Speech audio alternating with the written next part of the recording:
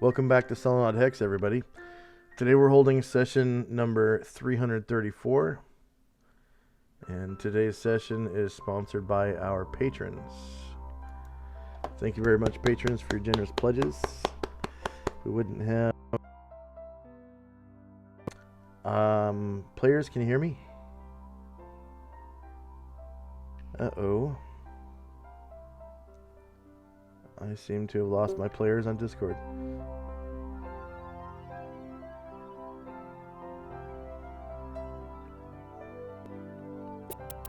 Yep. All right. Session 334. There you are. Okay. Can you guys hear me?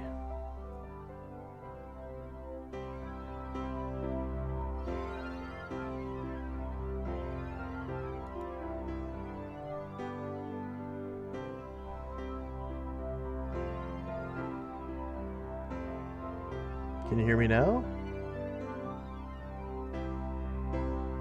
Hello? Hello? We hear you. Yeah, we Okay. hear you. Do you hear us? Yep, I hear you now. All right. At this time, go ahead and open up your character sheets and add 334 points for showing up on time. Thank you very much for showing up on time. I'm just going to minimize Discord real quick. I wish there was a better way to do it other than opening it all the way and then minimizing it.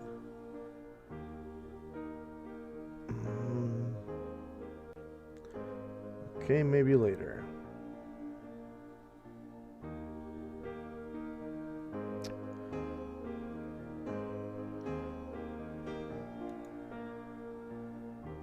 Alright, when last we left our heroes,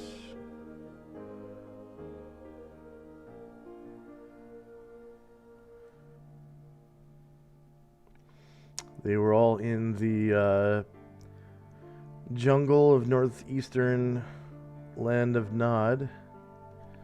What was it? Tropical Forest C? B. Tropical Forest B.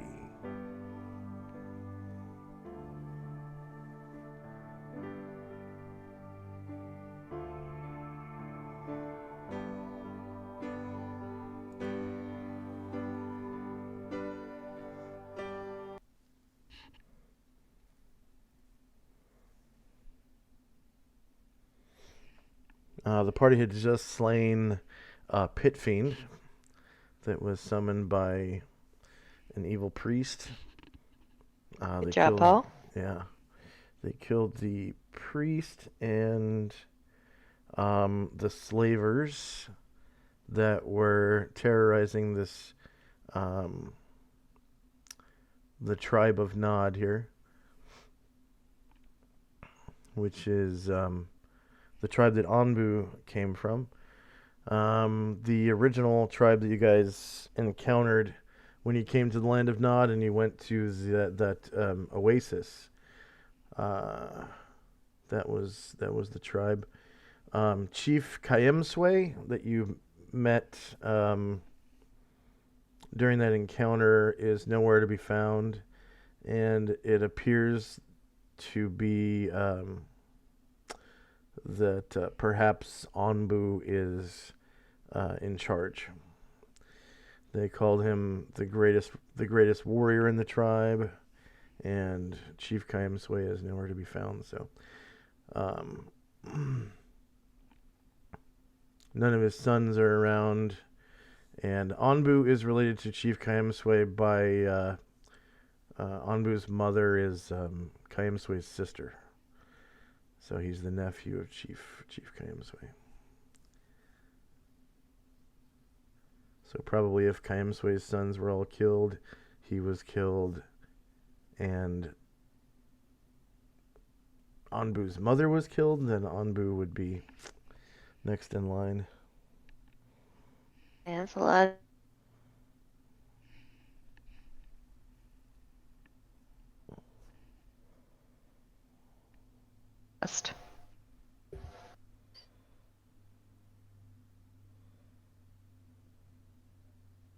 With the superstars.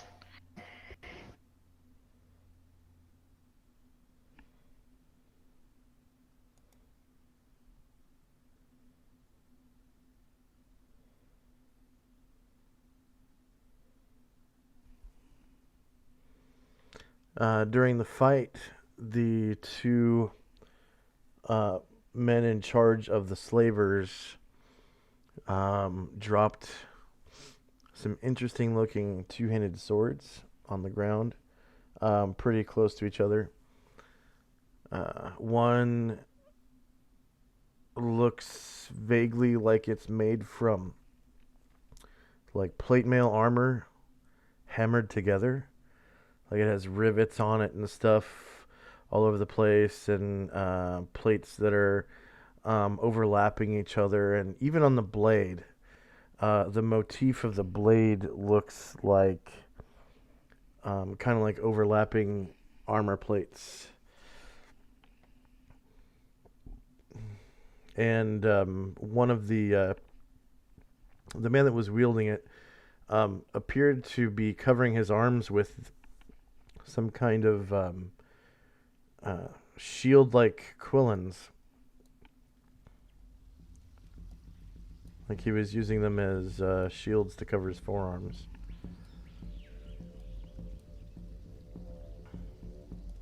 So the quillins are somewhat flexible depending on the will of the user. And the other sword looks essentially like a contemporary razor blade that's been cut in half lengthwise and stretched out to the length of a short sword, or sorry, a two-handed sword. That is.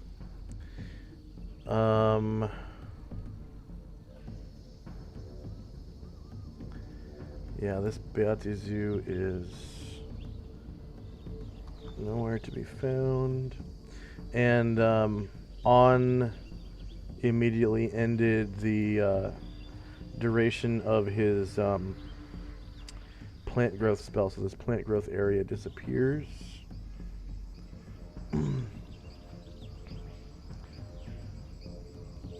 All the slavers are either asleep or drowned or dead.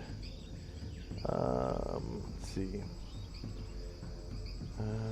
Anatar. Okay.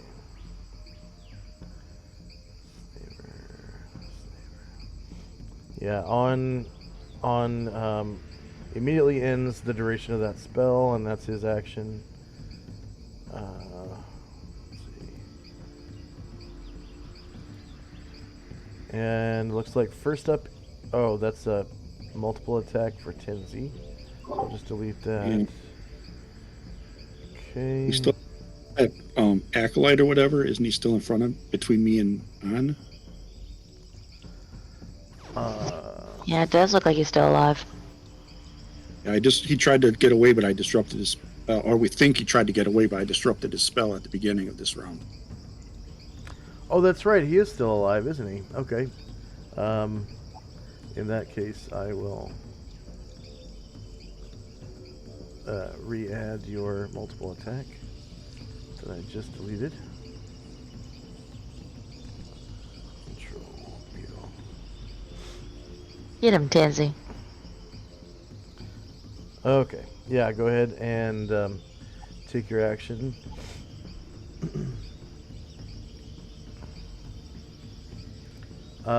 He does not turn to face you, so you get rear attack. Start over. Oh, come on. Oh, let me put the torch underneath him before you attack as well, Okay. so you don't attack the torch.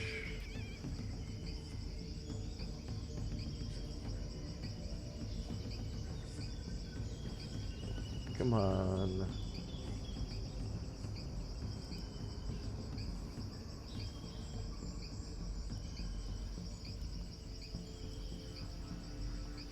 Weird. Is he on the camel, so he has higher ground? No, wait. I think that's what he did. Yeah, I think he literally That's jumped what I on the thought. back of the camel to backstab On, and that's why Right. On is injured. So yeah, Right, you so would I- have lower ground. All right, so I have the lower ground. But you do get a back attack. Yeah. Oh man. Yep, AC 9 is a miss. Okay. End of round. You can go ahead and roll initiative. Let's see. On is going to attack with his shield.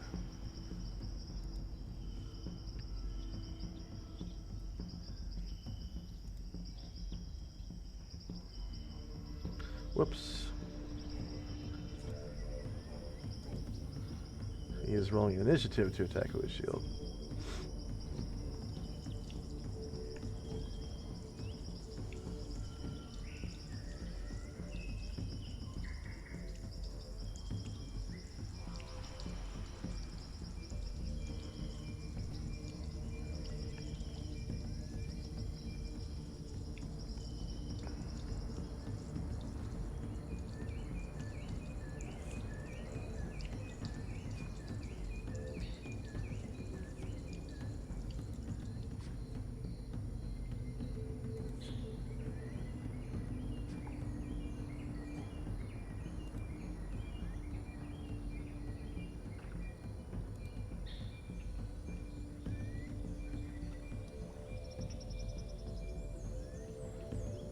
Looks like the novice is casting.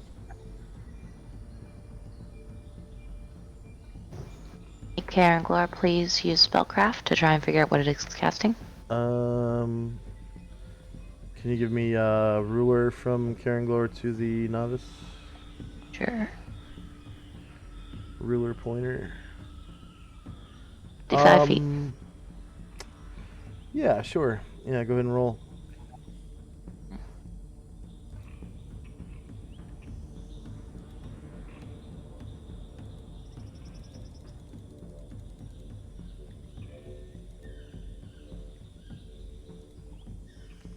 No success. Can't really tell.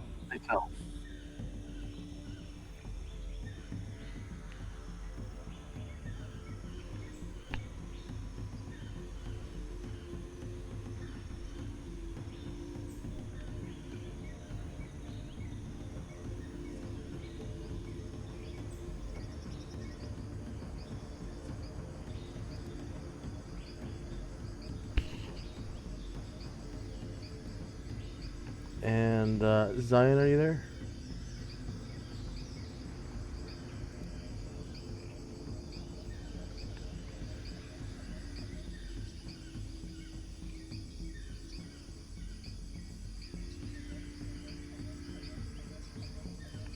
Zion? When you get a Go ahead. when you get a chance, Minotaur, please have a second attack. Yeah. Can you point to Anatar with the ruler?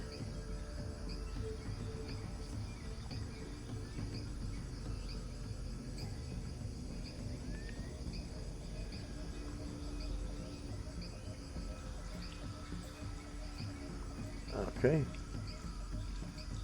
Does he transform back? He wants to transform back now that the Beatizude's gone. Does he do it now because it's the end of the round? Actually, I'm sorry. He's afraid. I forgot he was afraid. Is he over the fire?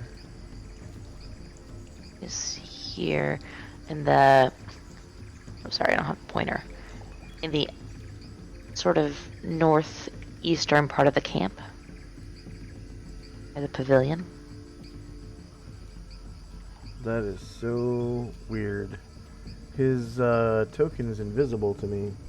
I can see... He's under the influence of improved invisibility. Okay, very nice.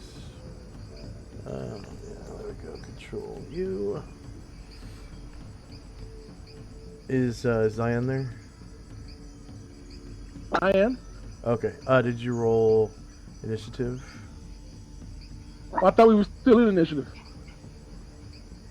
Yeah, it's a new round.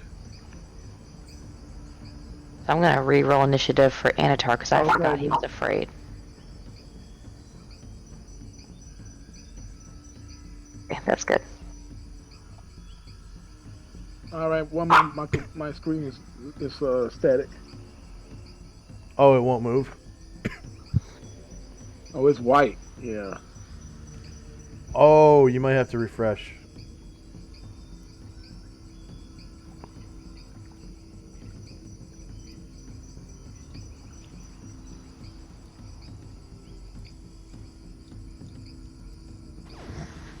Those emojis came in handy, Josh. I absolutely forgot he was under any status effects until I saw them.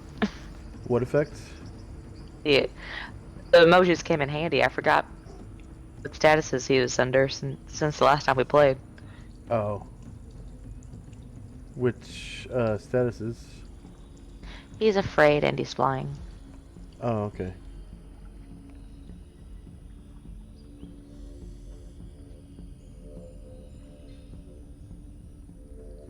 Did your map refresh, Zion? Nope. It's still loading or launching, whatever. Okay. What action did you want to roll initiative for? I wasn't gonna do anything. You didn't want to like jog or anything like that, or move? I thought the demon was gone and we were done. There's, I mean, there's like so one did I. guy, right? Yeah, I thought so too. But the priest that summoned the demon, or the priest that summoned the pit fiend, is still there.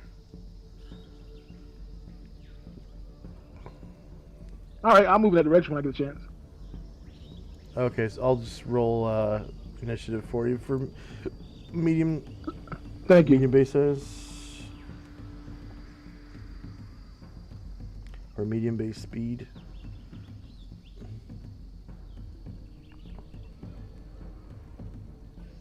So that initiative won't let you attack. It's just for movement and maneuvering, pretty much. Okay. Okay, so everyone is finished. I just want to scroll through and make sure. I guess I can probably just remove the slavers, huh?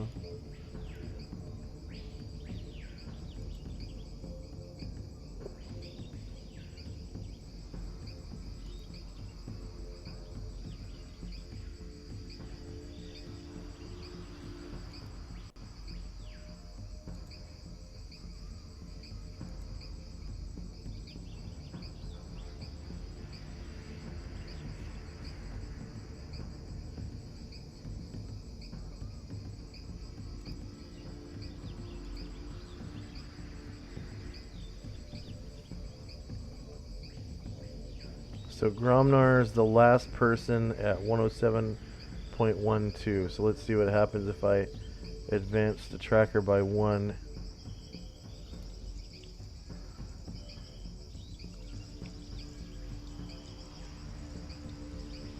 So no one else has like appeared on the TOT.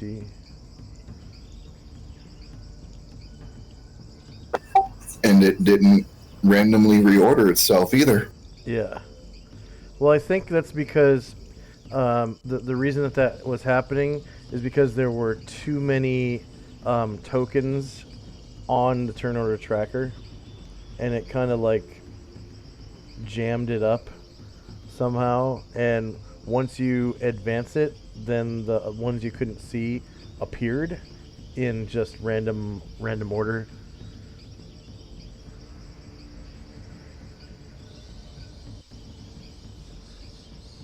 Okay, so let's see if Gromnar is last again when I turn to the next thing.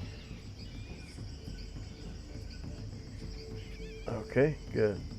All's going well with the TOT right now. Alright, so first up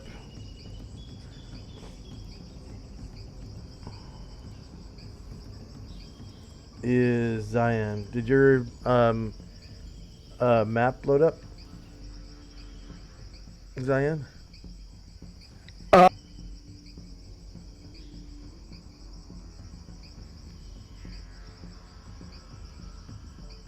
I'm sorry you broke up after you said Still loading. okay.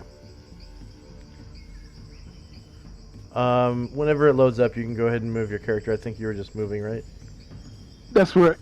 That's correct. Okay. Go ahead, Gromnar. There's still the commotion behind him. He's going to wheel Dry Skull around. And I did roll a called shot for this. He is going to throw his spear at that guy. At the priest? Very nice. Yes, sir. Very nice. But he does have to move himself a little bit. Oh, yeah, because it's, what, 246 or something? Yeah.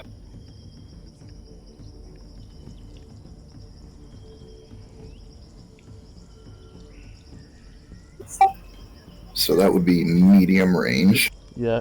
Remember to measure from the tip of your animal. So it gives you the shortest range. Yeah, it's still medium range. Yeah. Yeah, 3.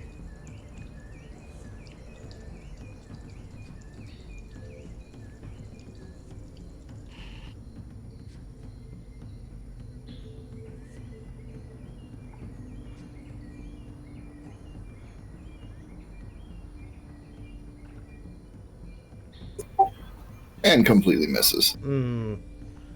Okay.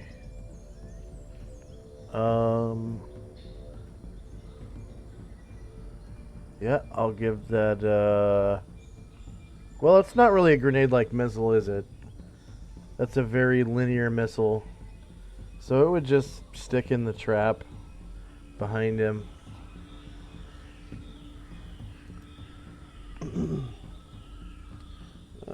Let's see, spear.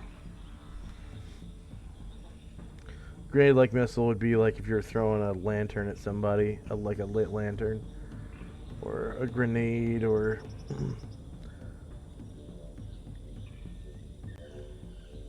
they do have grenades in D&D, but it's a very Adrian weapon.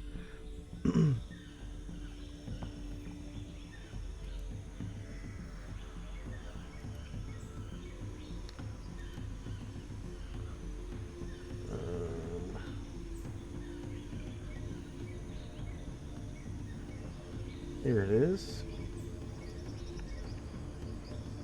So the spear sticks into the wood right behind him.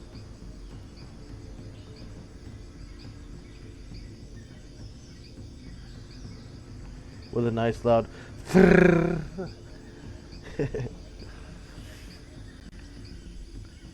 and then On reaches around with his shield and tries to smack the guy in the head to maybe knock him off the camel.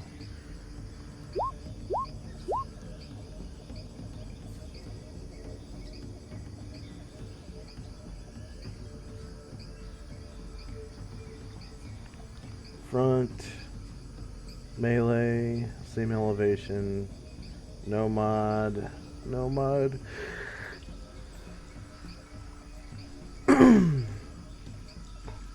Yep, On whacks him right in the head, causing 2 damage. The guy gets a saving throw versus paralyzation or be knocked from the camel. Only NPCs and monsters get this saving throw. PCs do not get this saving throw. If you are stricken while riding, you have to make a proficiency check. If you don't even have the proficiency, you're automatically knocked off. And you take D3 damage when you land. Okay. So saves. Paralyzation.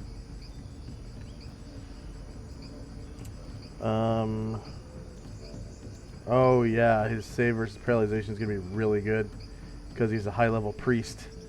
Okay. Yeah, he's probably going to make this save.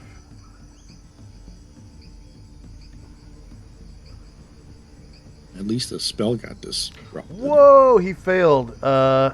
His target number was 5, and he rolled a 2. Okay, so not only did he take 2 damage from getting smacked in the head, he falls off the camel and takes an additional D3 damage. /R D3 for a total of 5 damage. And is prone. And anyone attacking him now gets +4 to hit until his action.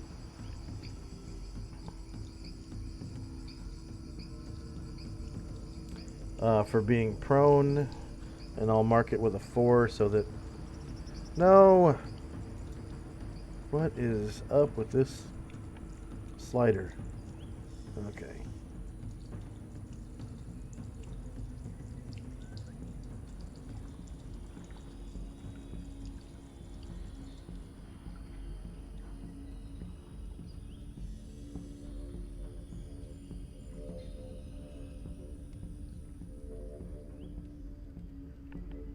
Okay, mark it with a 4. Boom. Alright. St. Luther.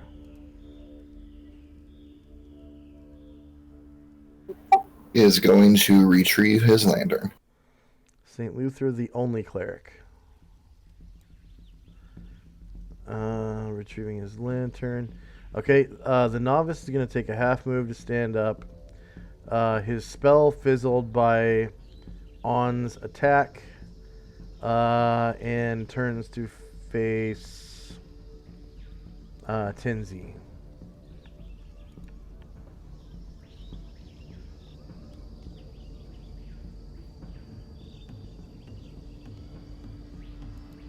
Come on.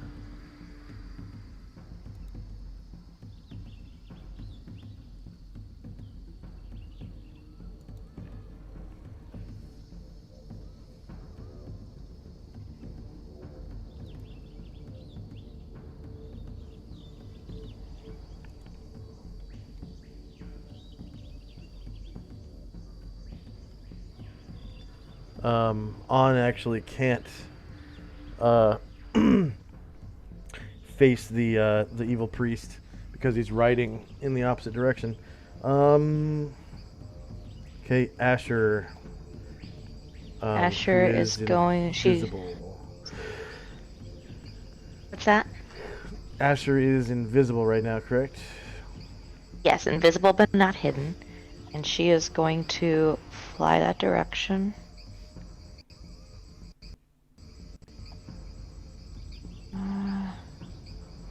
Stop here. She'll have the same elevation because she's flying at 10 feet. And she is going to make an attack. Does he see her?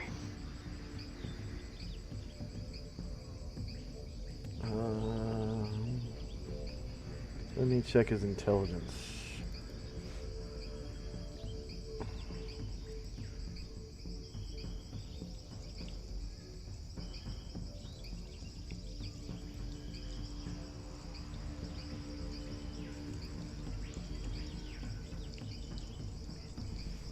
The rules for detecting an invisible creature are that you have to have at least 12 hit dice. Or sorry, 10 hit dice. And have 13 plus intelligence. This guy's got the levels, but he doesn't have the intelligence. So backstab, baby. Yeah. And then, even then, you have to roll a save versus spell in order to detect them. So, you do get a backstab.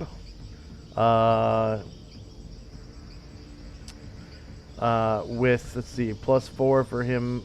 No, he is no longer prone, sorry. But you do get an additional +1 for being in flight. So it's going to be a +5 backstab.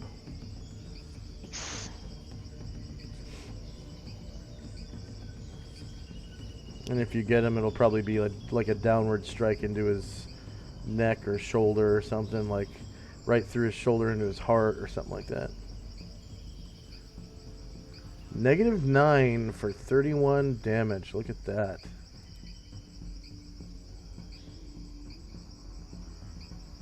God, I love high-level thieves. Okay. 31 damage. He survives that, so you just stabbed him in the heart. Full-on stabbed him in the heart. And he survived it. And she's going to be visible. Yeah. She pulls her sword out and just smiles and waves. And the crowd goes wild. Tenzi, here's your chance.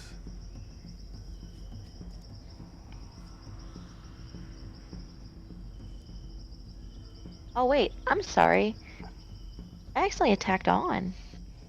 You mean to roll again? Yeah. Did you see that?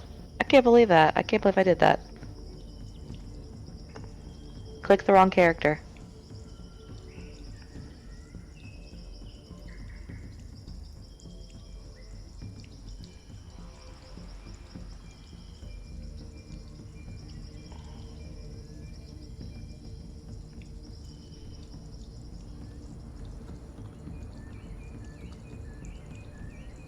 I'm on my second cup of coffee. It won't happen again. Maybe you do more damage this time. Let's keep our fingers Okay, crossed. so I'll go ahead and re-roll. Yep. Oh, that's embarrassing. Try to roll 10 or above.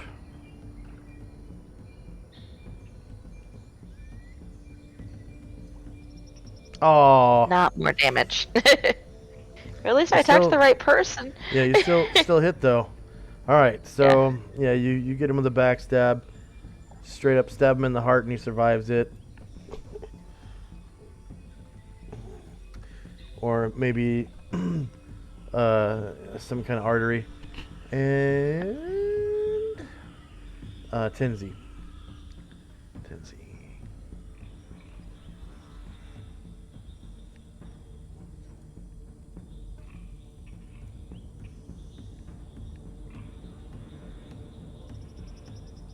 I just hit air. Yep, whiff it. Anatar. He's flying away, screaming. Ah!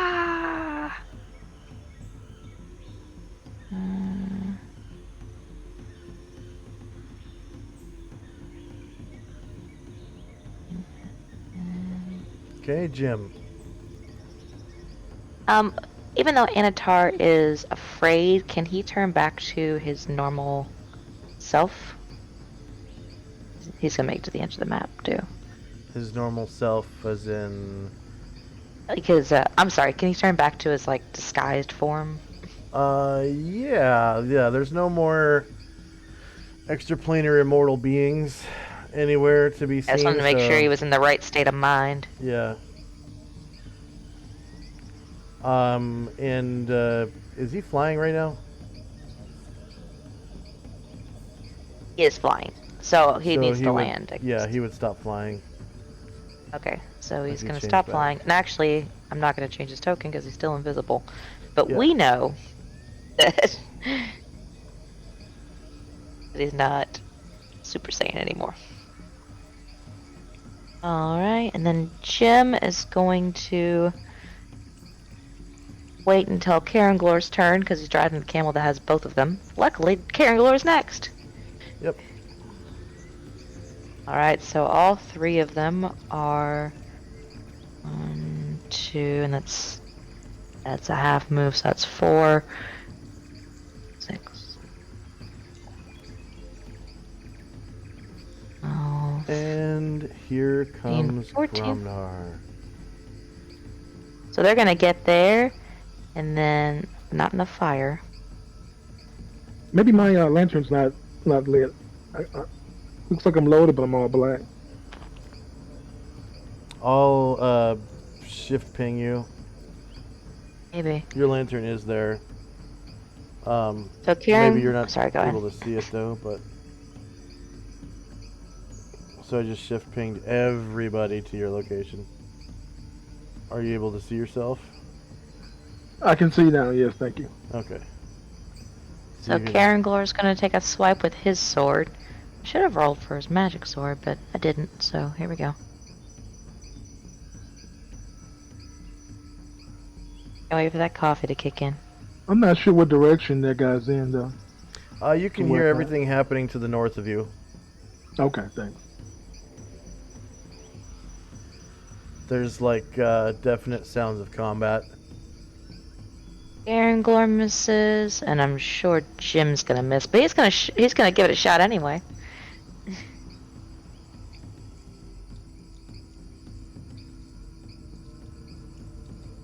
Miss 100% of the shots you don't take. Am I right? Mm-hmm. All right. And Gromnar. Does not have a second attack because he threw his spear. You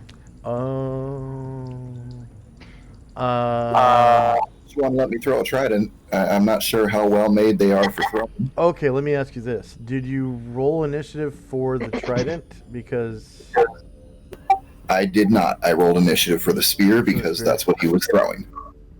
Okay, so that would make your trident your offhand weapon, and you are correct. In that case, you wouldn't be able to use your trident. If you had rolled initiative for your trident, you could have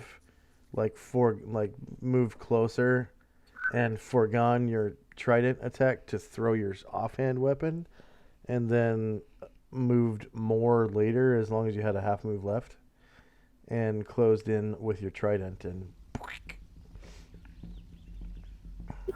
Yeah, that's okay. Someone else can kill him. Because you can always skip attacks that you have. So, Tenzi. Okay, I will. I'm going to try and use my new Sai to hit him. Yeah. Okay. Did you remember to put in the +1 to hit and damage? Yep.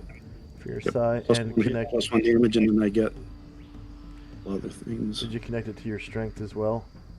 Yep. Check the 2 boxes for Yep. hit and damage. Okay. Yep. And then what's the damage on size? I never. 1 die 4, 1 die 2. D4, D2. Good.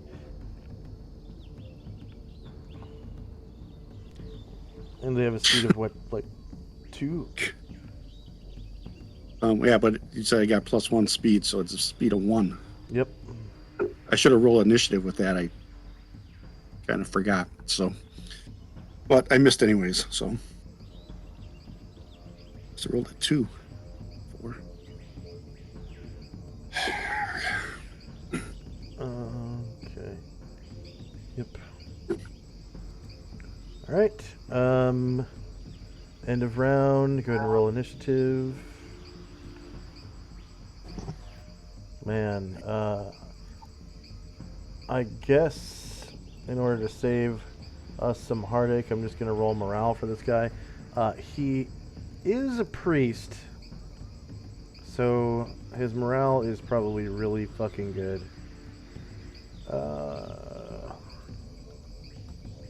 Asher's gonna will herself invisible.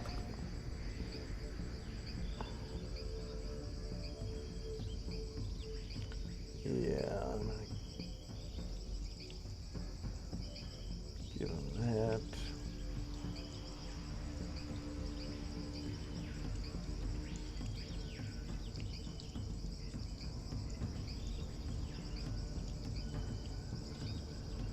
Because he knows the fight is not going his way.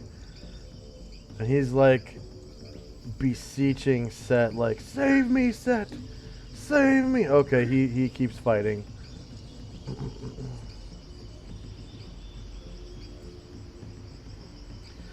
He's got this crazed look in his eyes, screaming, strike down these enemies, Set!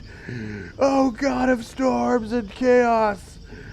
Desert god, strike them down, and I will kiss your feet as I return to your temple of worship in the desert.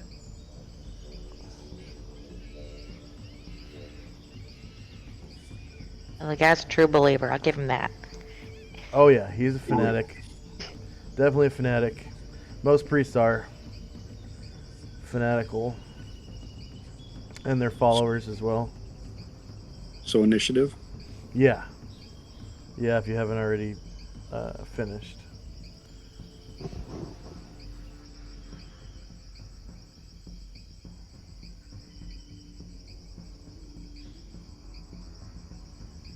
And I'm going to need 2 extra. Or I'm going to need a total of 3. Okay. I think you have 2 right now. So I just added another one. Should be all the way down at the bottom. Okay. Yep, I got him. I may need an extra attack if I can get them both off. I'm not sure. Okay. Zion. So just add another one for you, Zion. Should be all the way down at the bottom. And thank you. I apologize. I rolled for the Hooded Lantern too. I was trying to figure out why he didn't have an attack option, but then I realized it was the Lantern.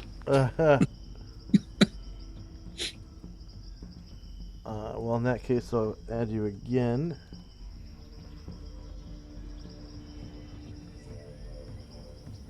So you assuredly have 2 now.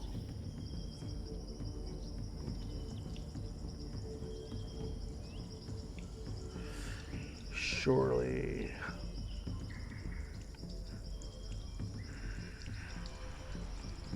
Let's see. And this hooded lantern is supposed to be below your token. There you go.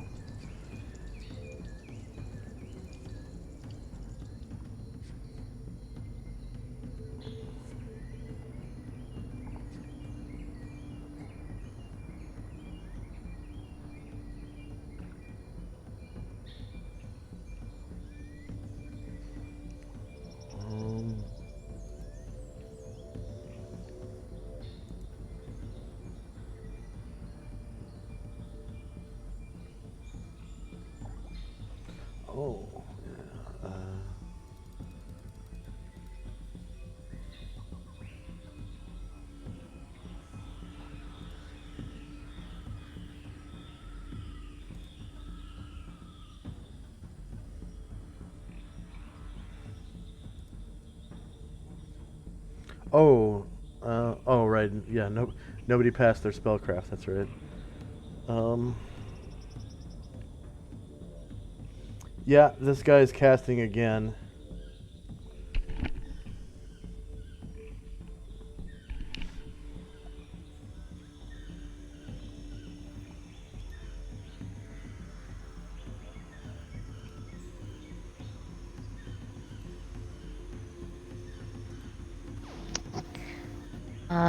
Karen Glor would like to roll for spellcraft again. Go ahead.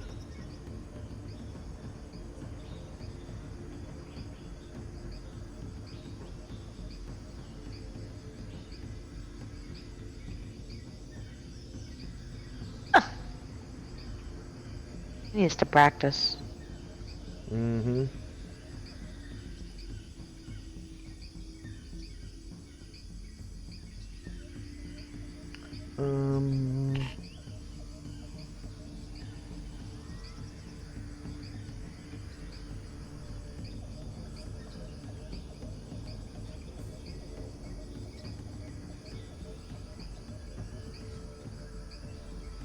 It looks like he's casting on Tenzi.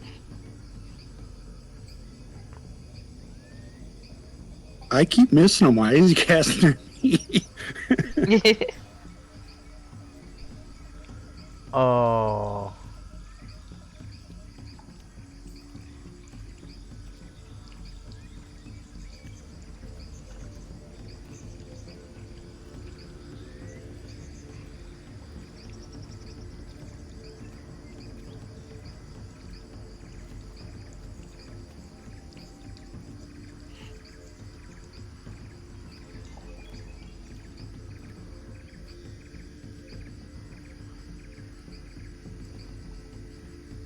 Okay, is anyone still in initiative phase?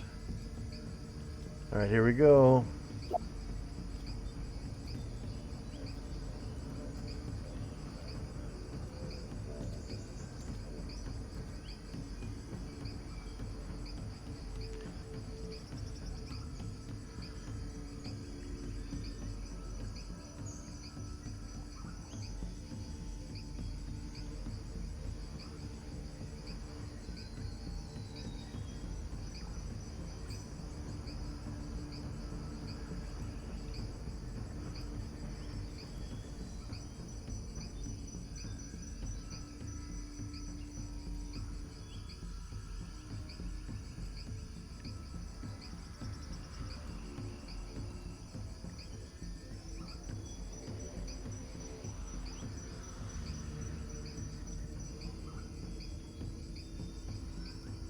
Okay, first up is Asher. She is invisible but not hidden. She is going to move just as one space, try to take him by surprise. Does he see her?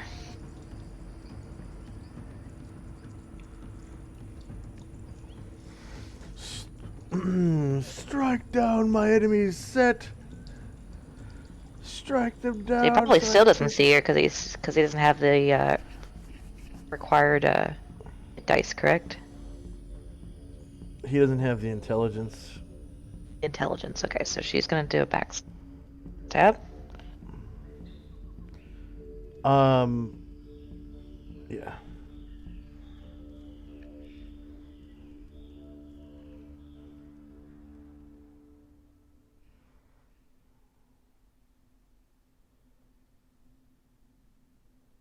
Yes. Yeah, go ahead and roll your backstab.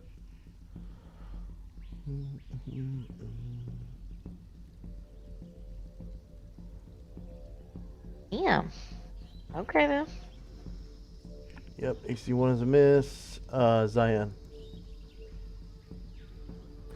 I'm afraid I can't do anything. My damn Chrome just crashed. I don't think I really don't think I'm in range to throw anyway. I guess I'll just hold until I can get back in. Okay. Alright, so the novice casts a command spell on you, Tenzi. And it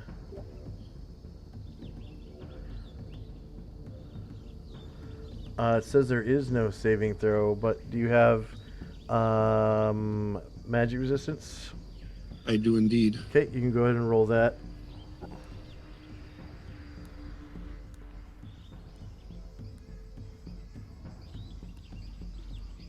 And then that's considered a charm, right?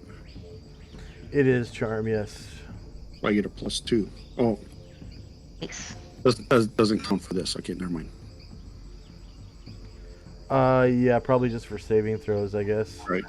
Did not make it. Okay, it says, oh, do you have intelligence 13 or more?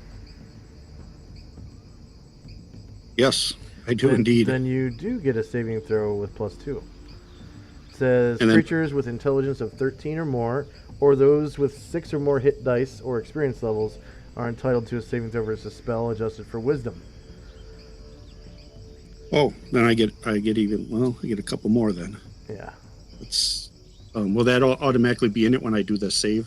Thing here? No, you're gonna have to add it yourself. Okay. So I get +2, and then plus my wisdom, which is Wisdom defense adjustment. +4. So So +6. +6.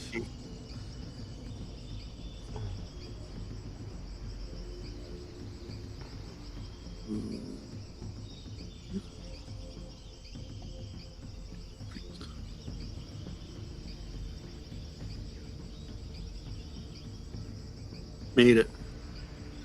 Okay, so he points at you and he says, "Flee, coward!" And you're just like, Crickets. and he looks at his finger, and he looks all disappointed, and he looks at you, and he shakes his head, and he says, "Set, why have you forsaken me?" Okay, Karen Glor. Karen Glora's gonna take another shot.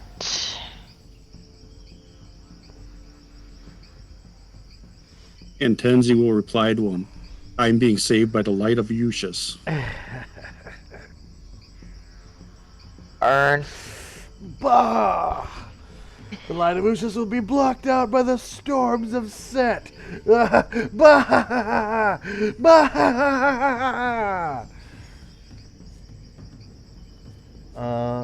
-4 with a long sword +1. 7 damage.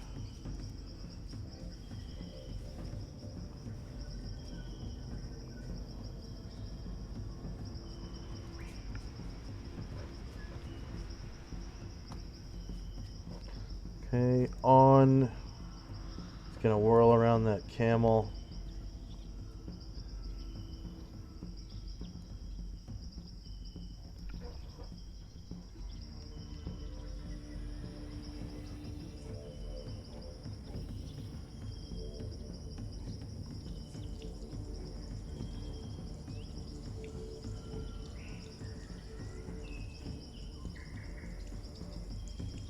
And smack this guy in the back with his shield.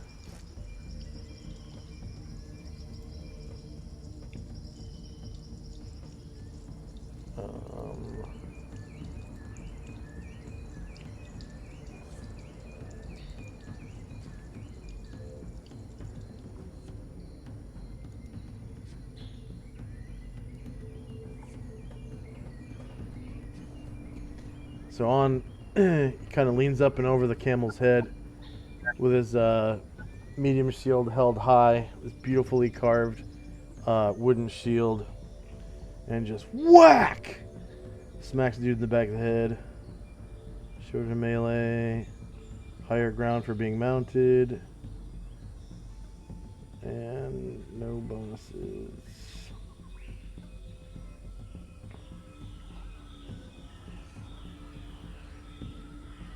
AC 9 misses. And next up is Gem. He's gonna take a swing with his club.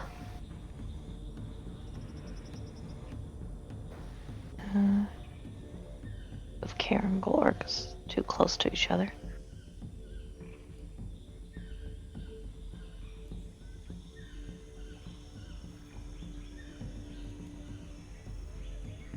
And surprisingly a miss. Okay, For him. Gromnar.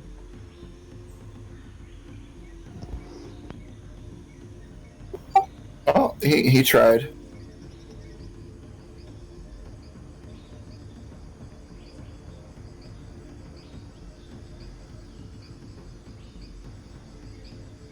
Okay, you get a flank.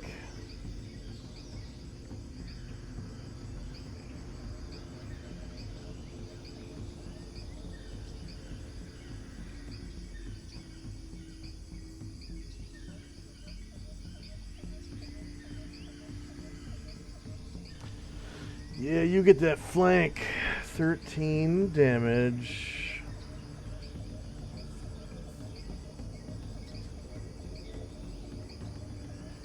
Go ahead and describe how you eviscerate him with your Trident +5. Just rides up on the lizard, kind of flips it around in his hands so that the tines are down, and drives it right through the top of his skull. Yeah, he's like in mid-sentence saying, "Slay them all, set."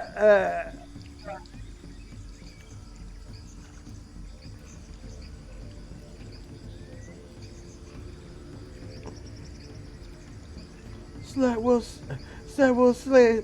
That will slay you all.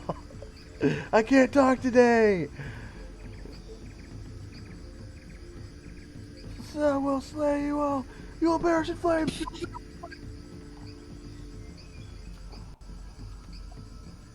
Okay.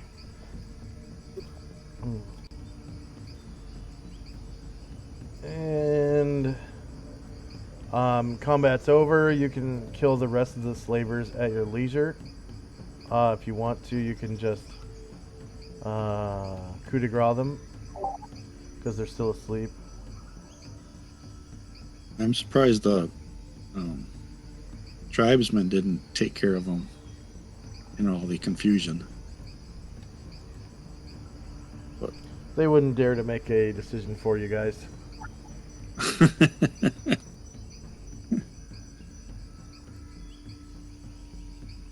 I don't know. Do you want to take him prisoner?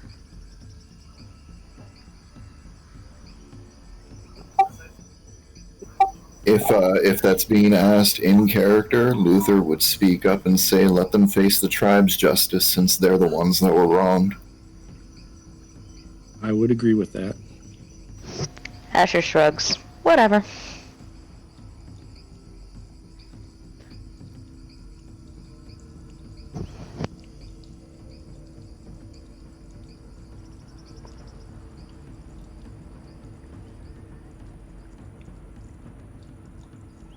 Okay, so you guys get, let's see, Gromnar just had his turn. St. Luther is a henchman. Next up is, whoops, did I just delete Tansy? Yeah, I did. Shit.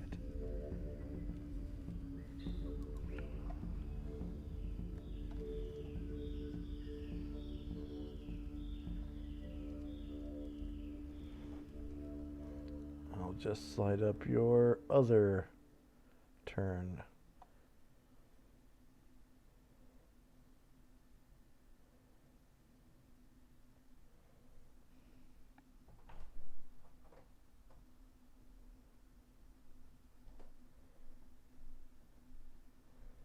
There we go.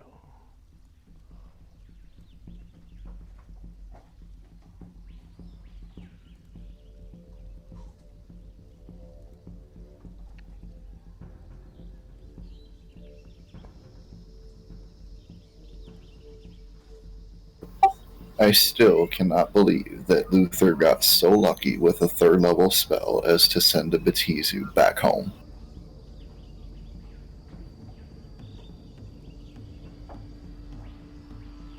Thank God he did. Asher was in trouble. Okay. Next up is Tenzi and Company. So are we going to help the tribesmen gather up these sleeping people and tie them up, or how do you want to? Is that what we agreed to do?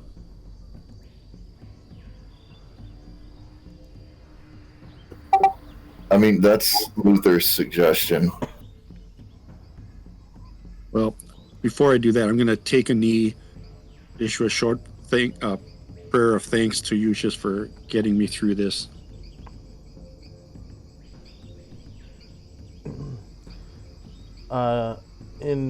As soon as your prayer is over, your Sai speaks to you with your father's voice.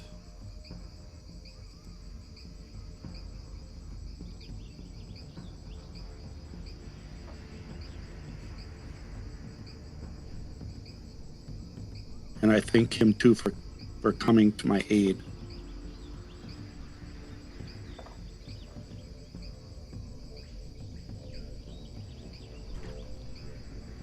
I'm trying to open Clownfish right now.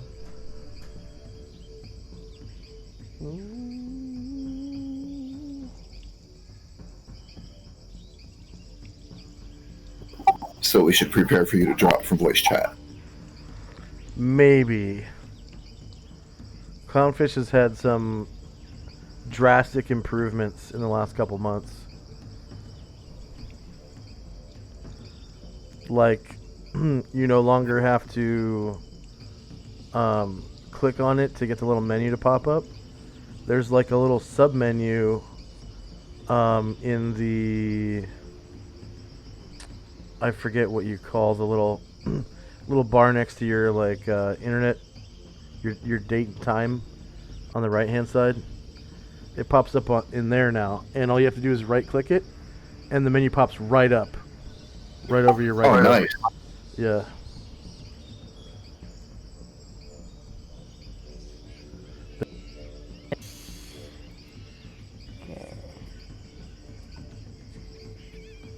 You know, I had installed it on my old laptop, and I was playing around with it, and I just couldn't find the right voice for Gromnar, so I gave up on it. There, you can actually mix and match them now. You can mix up to 4 different voices now. On this, there's a special mix and matcher thing, and that's how I do like the dragons and devils and stuff.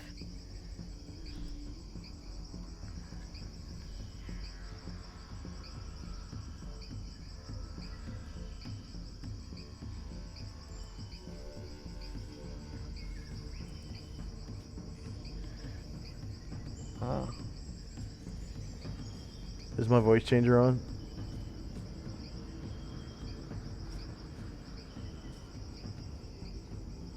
Hello?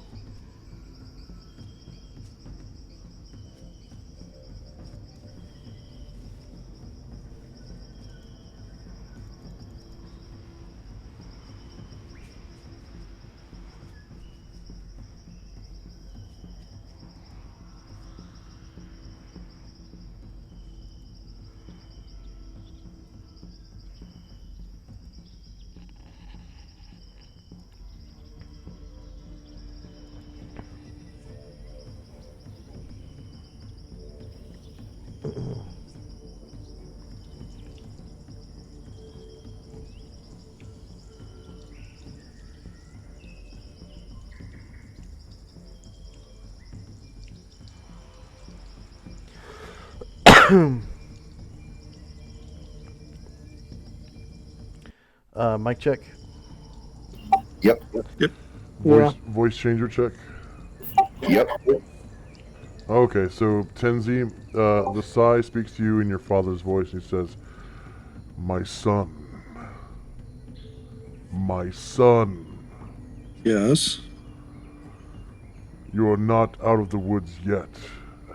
Danger is close. You must hurry." To where? To your next destination.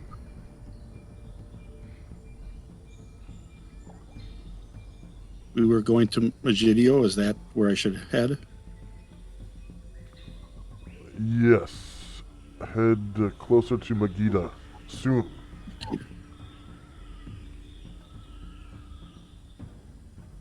Okay. And I will do so.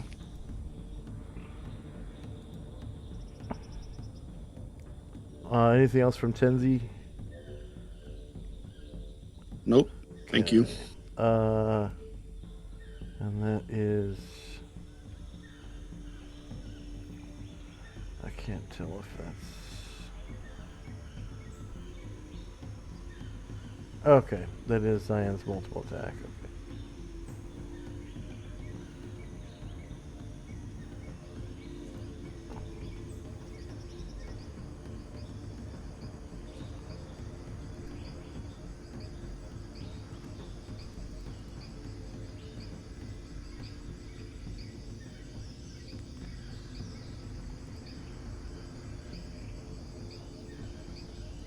Okay, time now 8:15 p.m.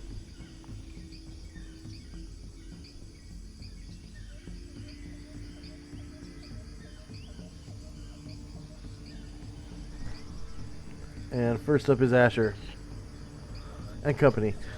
So you're out of combat right now. Yeah, 1 second. I was getting a cup of coffee. Alright, so Asher is going to will herself to be visible. Where is she? Oh, she already is visible.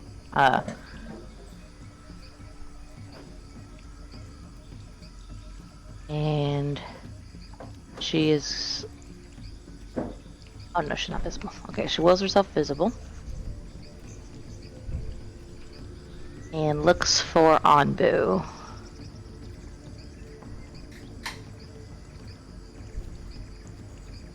Is this Anbu right here?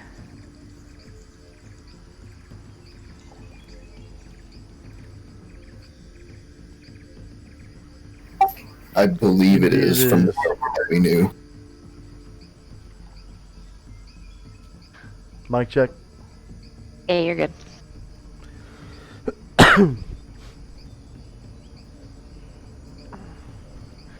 And so she's going to fly at 10 feet. We said the gate was roughly 10 feet high, so at 10 feet, she's going to fly over the top of the gate.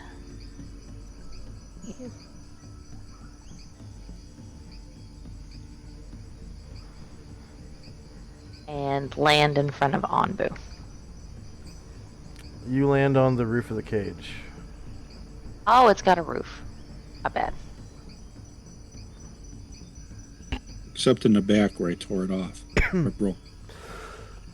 She wouldn't do that then. So I get there. Somewhere in the back is where we tore it off. You said.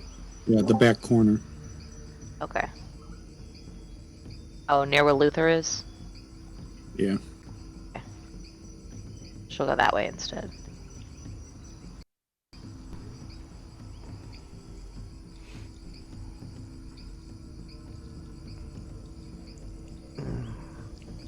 And her movement ends there. And she'll just kind of holler at Anbu and say, Anbu! No time no see! What's been up, man?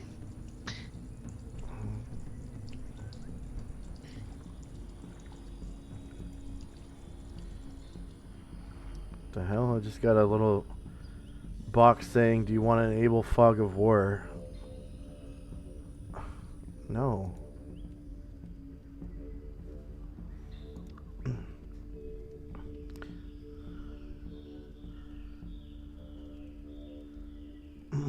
Asher says, we've been up to a lot of stuff. You know, we took down the Tower of Serpents. We've trekked across a jungle. We're gonna make a boat. Do you have any boats? Kind of like stream of consciousness. No, I do not have a boat. I do not have a boat now. I know where you can get a boat. Hey, I like boats. Where can I get a boat? Go to the Chiangla Sump. Follow the river. Cool.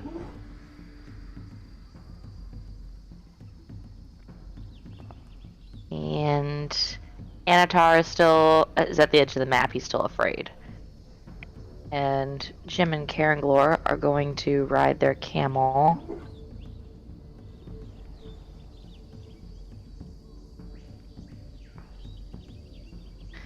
Closer to where Asher is.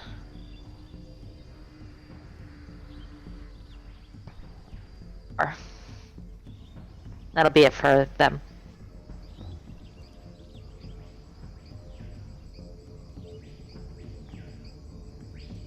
Okay. Next up is Zion. Just ahead of you, you can see a bunch of people escaping from a cage. By the light of St. Luther's hooded lantern, which seems to be enchanted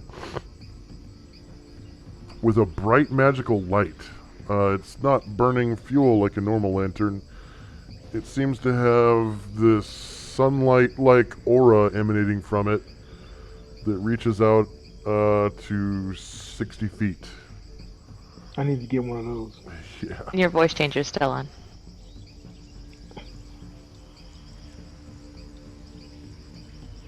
Yeah, it reaches out to 60 feet. And it casts this like white light sort of brightness in all directions. And you could tell by the little white light aura around it that it's some kind of magical light.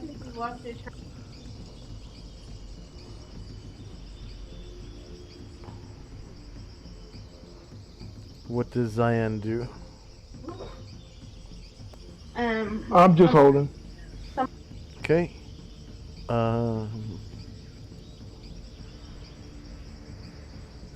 On rides the camel over to the sleeping people and just tramples them to death.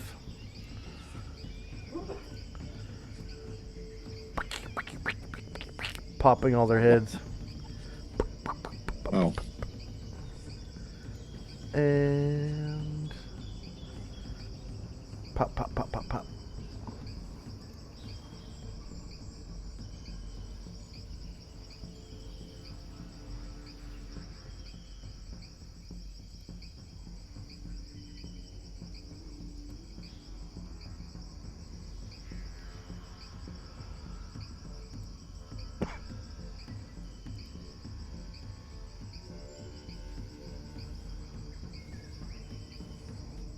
Okay, Tenzi. So are most of the people out of the cage, or should I try to open this front door? It looks like they're mostly heading to the back where you Okay. popped it open. It's just that now that there's a light source back there, now it's easier for them to get out. Okay. So they kind of mosey on down.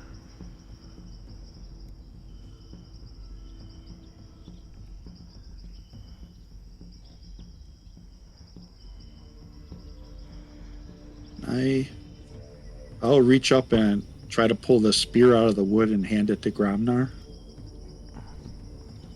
Yeah, it comes out freely. Feels really well balanced in your hands.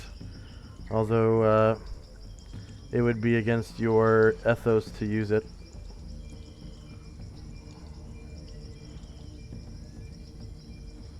It's one of the most beautiful spears you've ever seen. I hand it to him. I say, it's very nice. Maybe sometime you could tell me the story of how you came about it.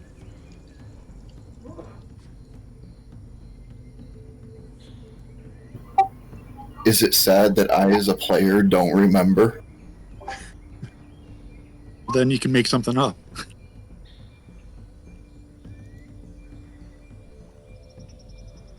I think you got it from the Overseer from the Tower of Travelers.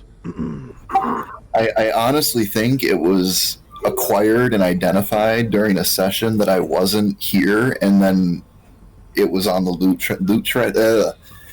handouts, and I took it for him. Yeah. It's from the Overseer of the Tower of Travelers. High level priest. 20th level. Anything else from Tenzi? That's it. Okay. Gromnar and Company. Will of course thank Tenzi for retrieving his spear, and then he has a flash in his brain.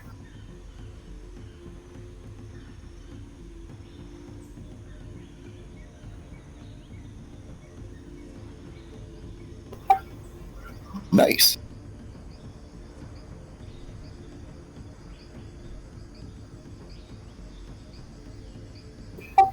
Jumps down off a dry skull and takes off and starts looking at those swords. They're the two most beautiful two-handed swords you've ever seen in your life. One more beautiful than the next.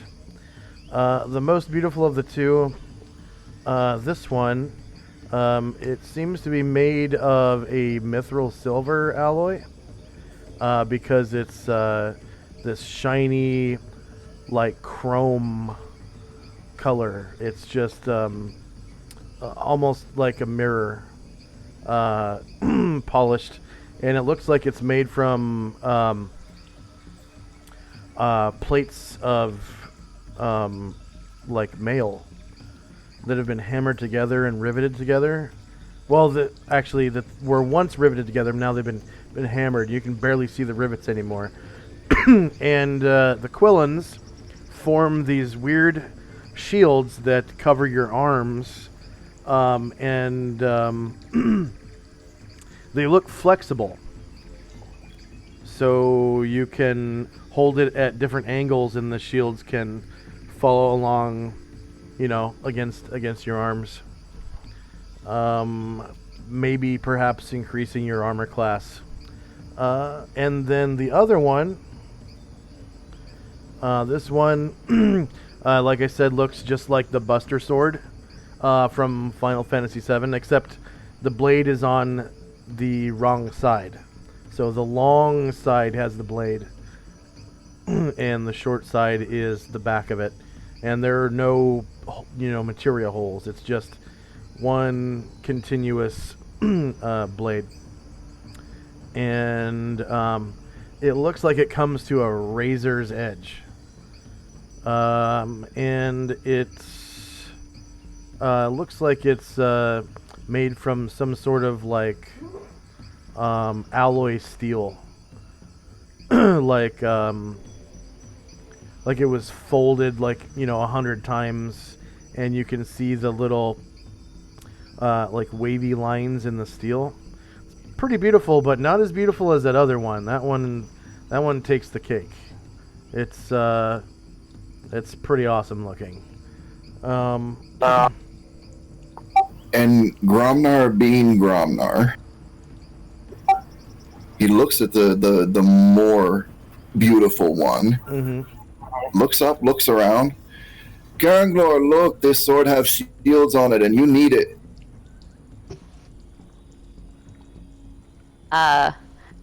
Caranglor says, If I remember right, Caranglor is the one that uses two-handed swords, right? yeah, he hasn't been lately because he just happened to find to get a unused magical long-handed sword, but that is what he has expertise in. Yeah, he looks and he says, that is a beautiful weapon, Gromnar. Any warrior would be well served by it.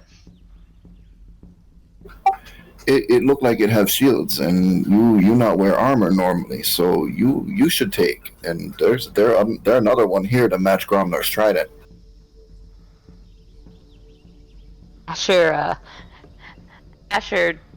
looks over at Caranglor and says, Caranglor will certainly be well rewarded for his service, but Gromnar, you're a founding, you're a member of a party in full standing. Certainly, you should take the weapon that is more serviceable, and you can better defend us. But we will make sure that Caranglor is well compensated for his service, I'm sure.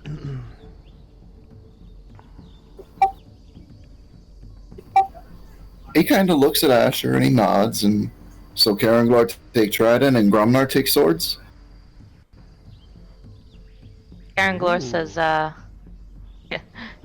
says, perhaps I could learn to use a trident.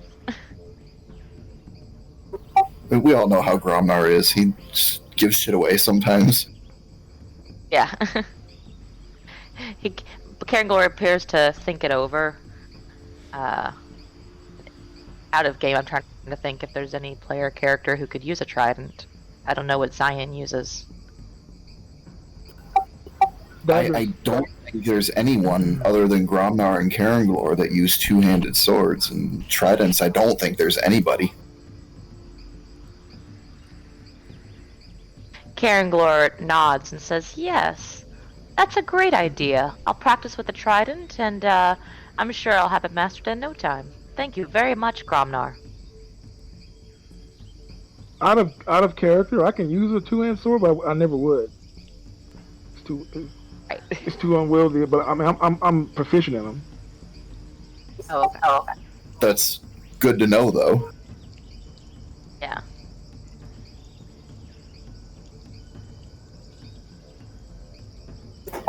And So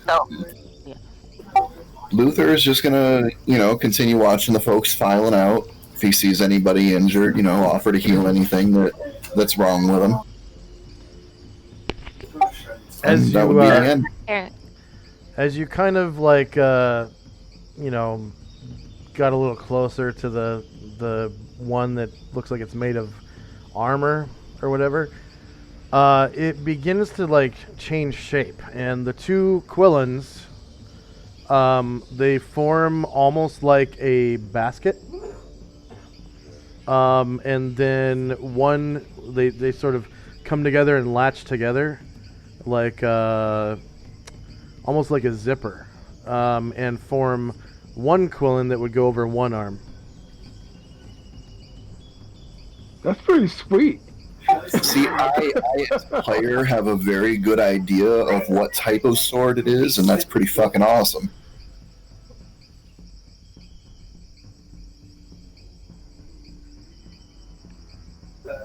I think at the changing of shape, though, Gromnar would just kind of look at it and, mouth kind of start hanging open and wondering what is going on here. What's Grumnar's ant? Gromnar is a genius for an ogre. So we're talking 9. Ogre.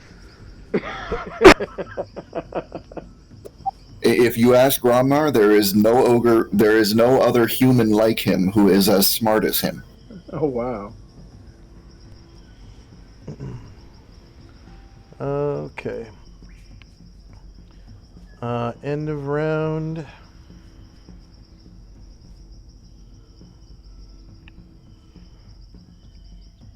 Let's take our first 5-minute break because I need to restore my virtual tabletop.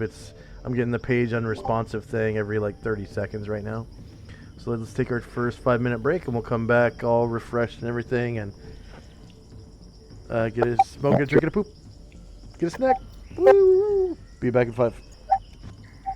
I will allow you to draw what conclusions you may from that statement, but Gromnar is a genius among ogres.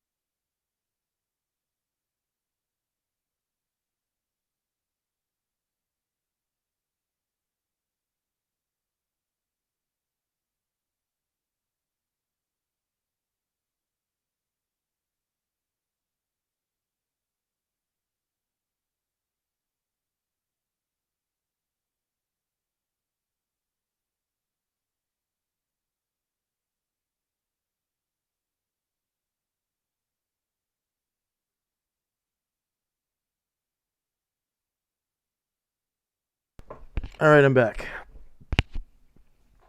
Is there anyone there? Welcome back. Okay. Okay.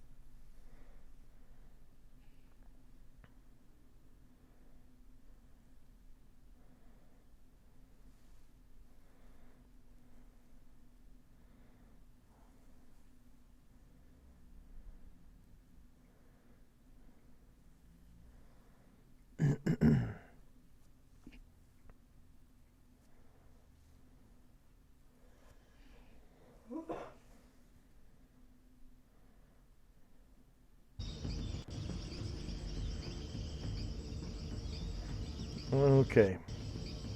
Yep, that was the end of the round. Potions, potions, potions, durations.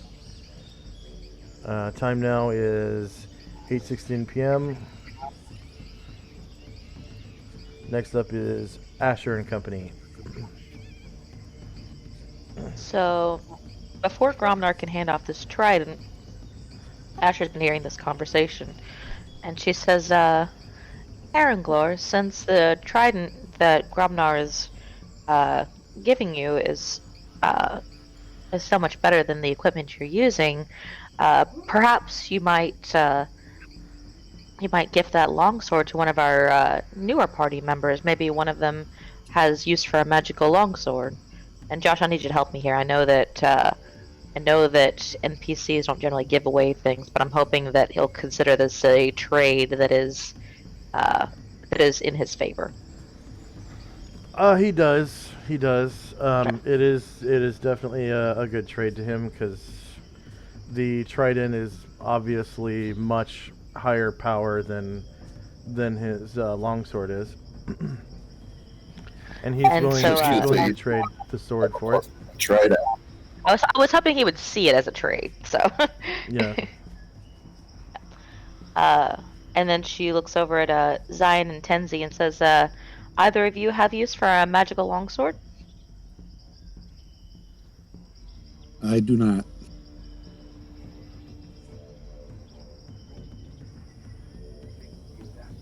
I mean, I can use one, but I prefer a dagger. Is your dagger magical? No. Well, I would recommend at least carrying it around, because sometimes we come across things that can only be hit by magic weapons, so maybe until you find a magic dagger, this could be sort of a backup weapon in case we come across something like that. Okay, so I'll consider it a loan or something like that. I mean, I don't want to own it.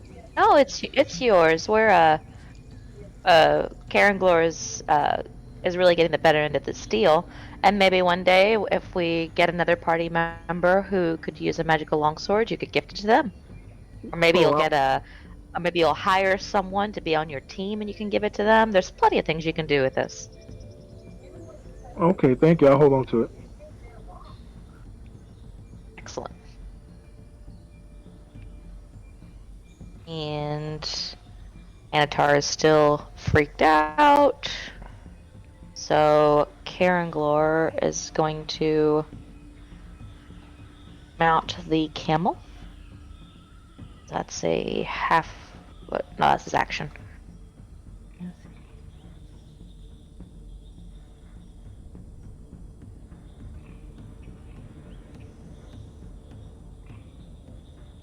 Where is Zion? He's by the cage, to the left side of the cage. Right by Jim. I walked right past him. Never mind. Okay, so he's gonna dismount the camel and come stand next to Zion. And he's since dismounting the camel was his action, he'll give him the sword on his next turn. And Jim is going to dismount the camel and come over to where Asher looks hurt, and he's going to prepare to help her out. And that'll be it. Okay. Zion. Okay. I guess does the longsword come with a sheath? Yeah, with a scabbard, yeah. Okay. I'll buckle it on. And what is it exactly? +1? Asher? Yeah, it's a +1. And he just got a +5 trident? Uh-huh. That's a pretty good deal. Pretty good deal, yeah. Yeah. That's a hell of a deal. That's pretty good. I mean, even if he can't use it, at a -4 to hit, he's still +1 to hit and +5 to Is he a damage. fighter? Fighters won't take the negative. He has 2 open weapon slots. When Yeah, before he's the a next fighter session, mage. we are going to Yeah, as a fighter, yeah, +5 would be better than +1 he's proficient in. I'll give you that. absolutely. He has 2 open weapon slots. Before the next session, we are going to handle this. I said it's a little bit better though. I'd say just a little bit. Mhm. But thank you.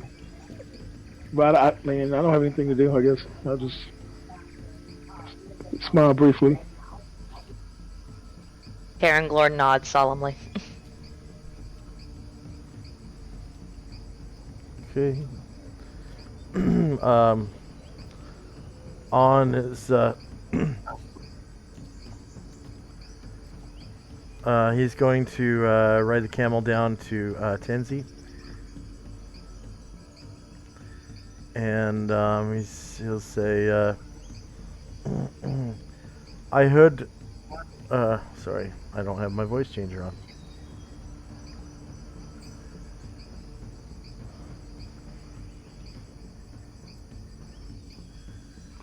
I heard a voice emanating from you before. It said we should hurry. Yes, What And is this voice? the voice of my father, and his advice is well considered and should be followed. How is your father able to do this? My father is a very, very powerful, and his ways are even more mysterious than my own. Perhaps the rest of the tribe and the other superstars should know about this. That we should hurry, at least. Yes, I agree. We should let them know. Okay, I will tell the tribesmen to pack up their things and hurry and get out of here. Okay, You should tell the superstars. I will tell Asher. And he kind of backs up and he says to these tribesmen, Okay, you heard the man. We're leaving now.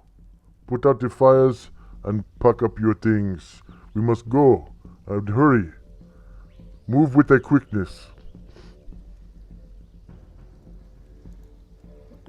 and all these tribesmen, they kind of like sigh and start pulling up stake tents, and he goes, "Hurry!" again, and they just kind of and start moving faster. Tenzi.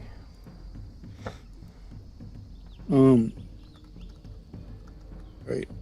I'm gonna move towards Asher.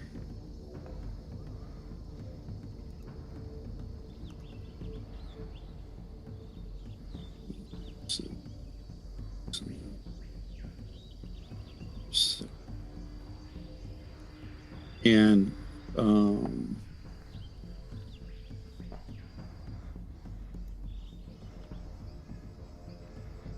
and call out for saying we have to get moving on our way. Asher looks over and says, "Yeah, I heard that voice. That was interesting. So toward Megiddo, I guess. Yes. It just says, they say there's a boat near the Chunglao sump. I don't guess it doesn't sound like we have enough time to build a boat. I wonder how long of a walk that is to the sump." Yeah, that's probably the way to go, though.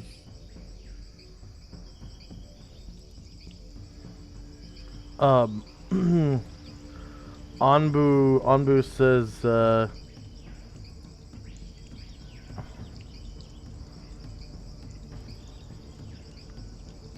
We are going to follow the river now? Yes. And we make rafts later. I think that's what we ought to do. Anbu like this plan. Anbu like this plan. Yes, very much so.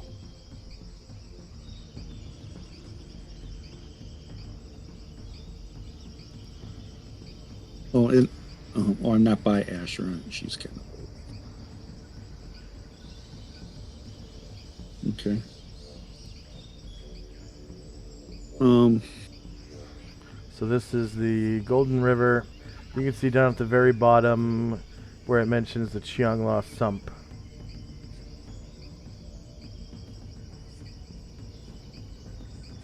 Oh, you were inside the Serpent Jungle. I'll have to give you guys access to that.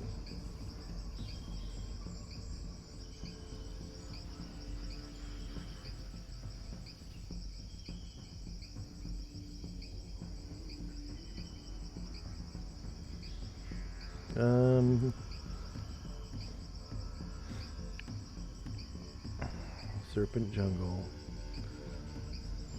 In players' journals, Kalamar, Asher, Gromnar, Tenzi, and Zion. So there's this beautiful picture of how thick the foliage is in the jungle and how the sunlight barely breaks through the canopy in most places.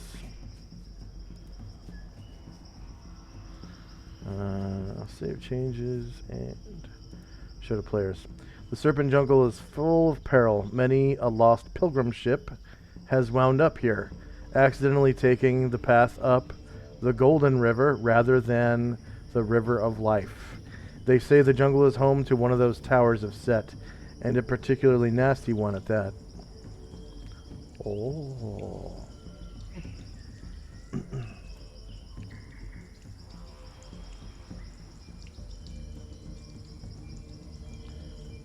Okay. Anything else from Tenzi? Yeah. Is there anybody near me that's hurt?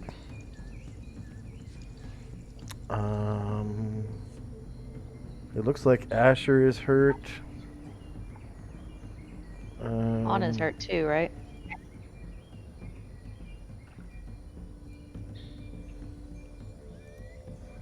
So if I could Looks like continue St. doing- St. Luther's hurt.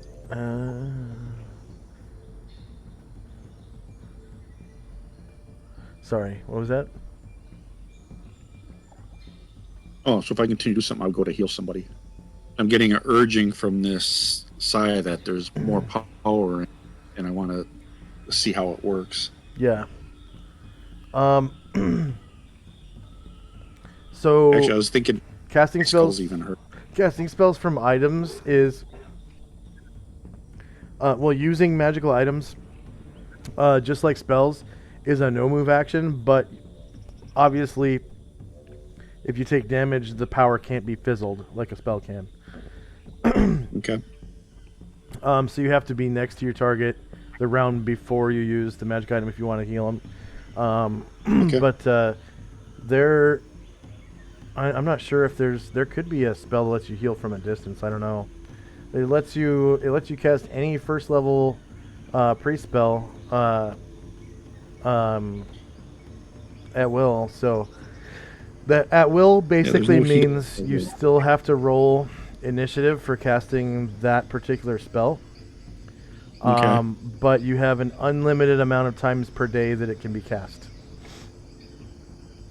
So, you know, I'll just wait till next time and walk up to the closest person that needs healing. oh, because you already walked this round, or okay, Yes, I already walked. Sorry. okay. All right, Gromnar and Company.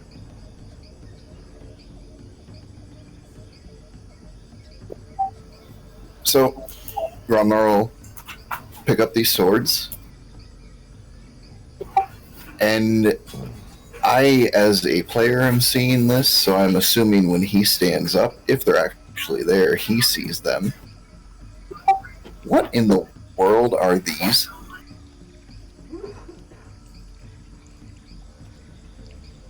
They're tribesmen. Those are the barbarians.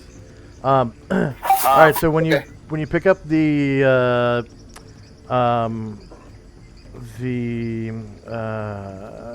mithril silver alloy sword, the one whose quillins sort of like shaped into like a basket / one quillin, and zipped together to make basically like a large quillin on one side. As you pick it up, you notice that the one quillin you can move around at will.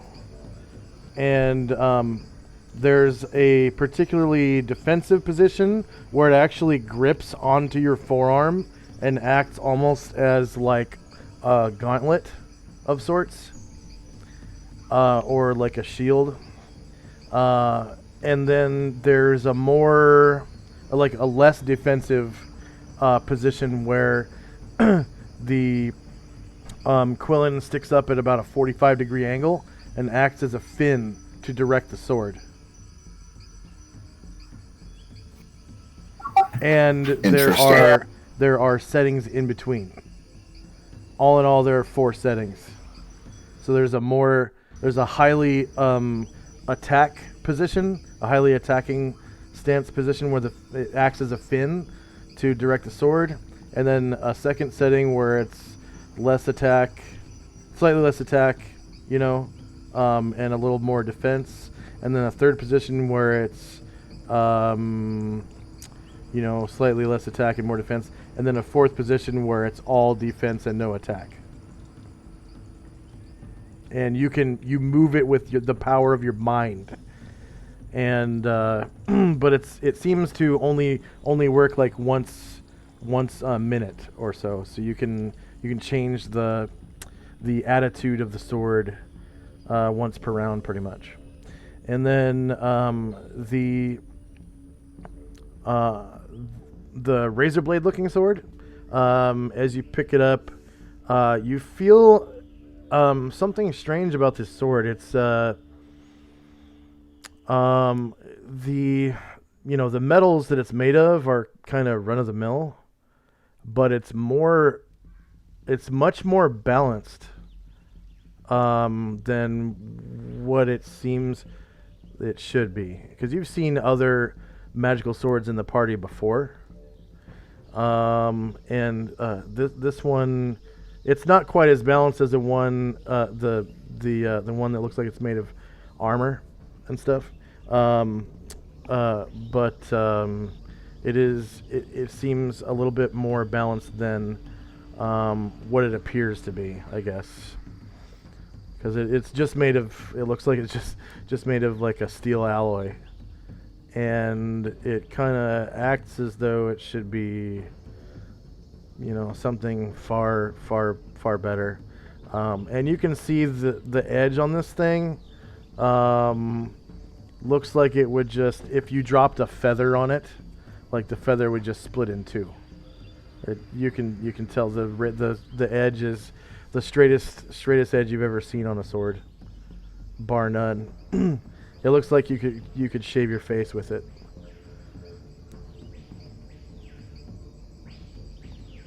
And that note, while he's, noticing that he can manipulate this sword with his mind, he just kind of can't help himself. He just starts giggling like a small child.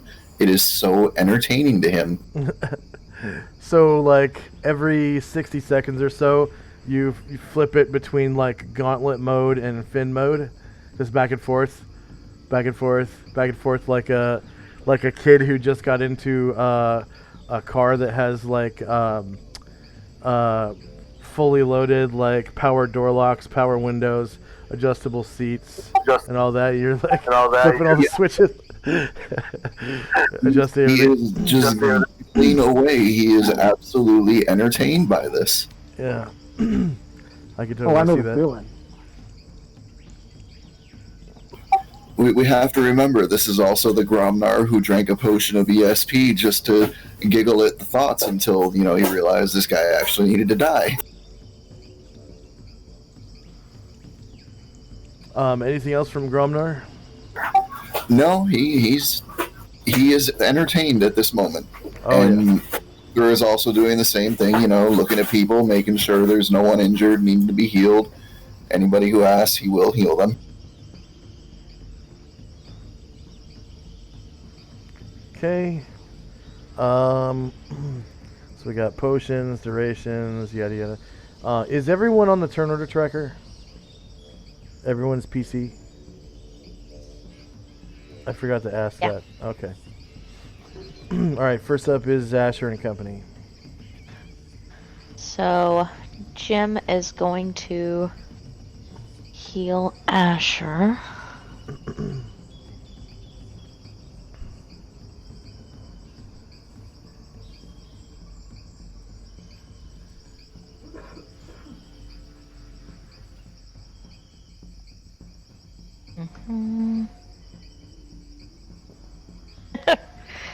Needs to pray more. He looks sheepishly and says, he says, I will try again. And Asher nods and she's like, huh, good, because this hurts a lot. And she looks around and says, we should heal our wounded and start out as soon as we're ready. I already checked the pavilion. There's no treasure to be had that I can see.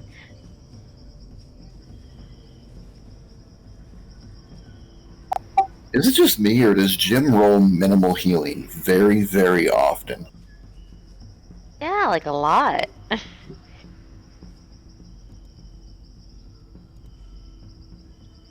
Mendicants can't be choosicants.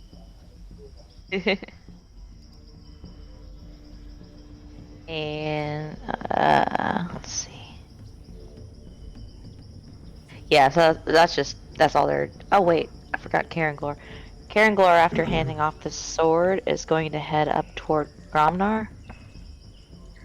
Jim gets 400 points. Thank you.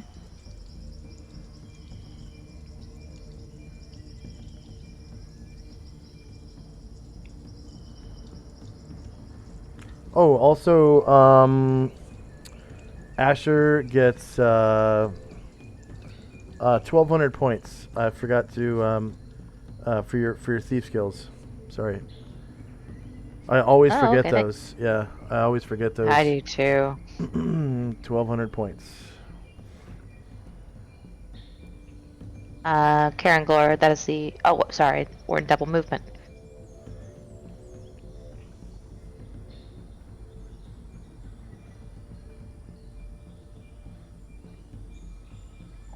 So he'll end his movement there. And go to claim that trident from Gromnar in his next turn. Okay. Anything else from Asher and Company? Nope. Zion.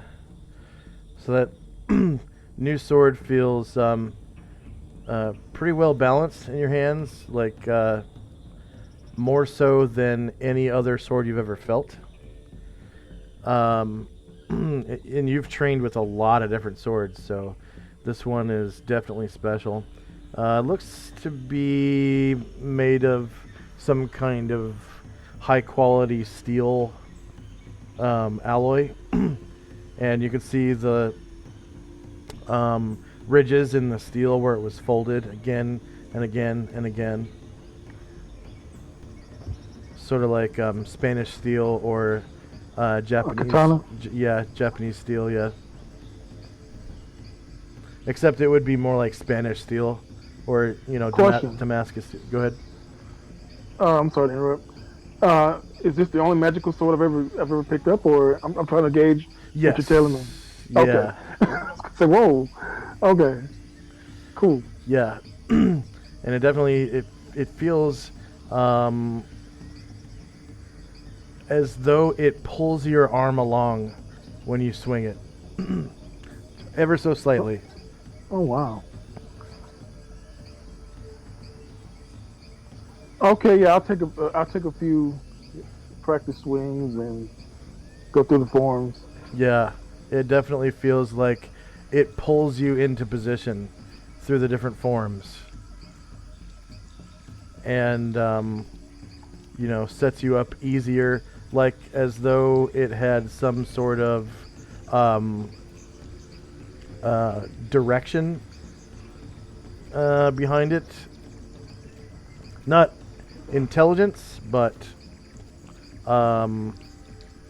Like as a though, gleamer. as though it were helping you slightly, like like another person almost. Okay. I'll try to get used to that. All right. Anything else from Zion and Company? No.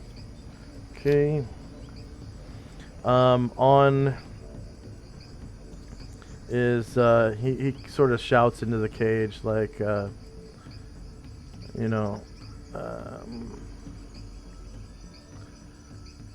on. There we go.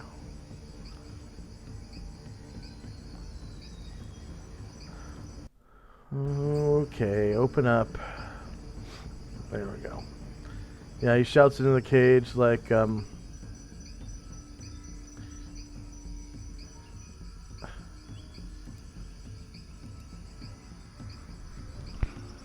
Hurry up, people. We must leave now. Anbu, gather your people together. We must follow the river south and get out of this area.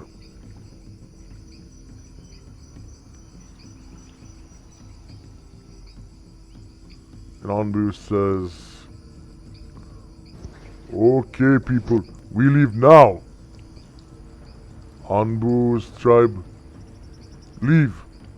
Go south. Yeah, for sure. Yeah, let's do it. But I'm hurt, so just let me heal up real quick, and then we'll be on our way. We go now. Now we go, says Anbu. Asher makes her voice as deep as she can, and she says, "Asher, get healed now." I just have to say, Josh, I absolutely love the personality that you gave Anbu.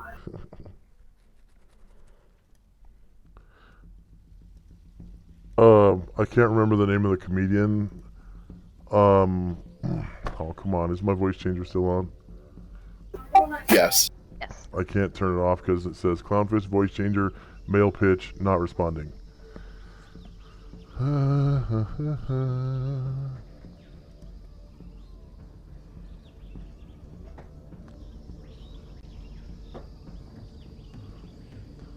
But there's a comedian on Mad TV that did a stand-up skit with Will Sasso where they were like babysitters, like thug babysitters. And there was a couple in a park with their kid in a stroller, and this guy in a leather jacket walks up and he goes, "I'm going to pick up that baby now." And the mom's like, "No, don't touch my baby, no!" And the baby was crying. He's like, "That's a beautiful baby.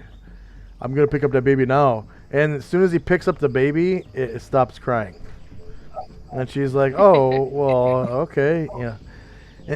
And he gives the baby back to the mom. He's like, "You gotta take this baby now." And he gives the baby back to the mom, and she starts crying. And then she's like, "Here, take your daughter." And she hands off the little girl to the dad. She starts crying even louder, and the guy goes, "You know what? I'm gonna take that baby. I'm gonna take that baby now." And the guy's like, No, I got her. And he basically snatches the baby right out of the dad's hands, and balances her on one hand, and sort of like, he has like I think it was like a sucker or something in one hand that he was eating, and he's like bouncing the baby with one hand up against his shoulder, like no support or anything. And she stops crying and starts laughing and shit. And the whole skit went on from there. It got even more complicated, but that character is what I based Anbu on. I'm gonna take that baby now. I'm gonna take that baby. Okay, next up is Tenzi. So I'll move to. Does Asher still need more healing? Yeah. Yeah, looks like it. Right, that's my full move.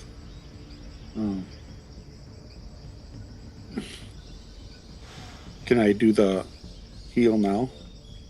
Or do I have to wait till next round? As long as the target is within a 5-foot step of you.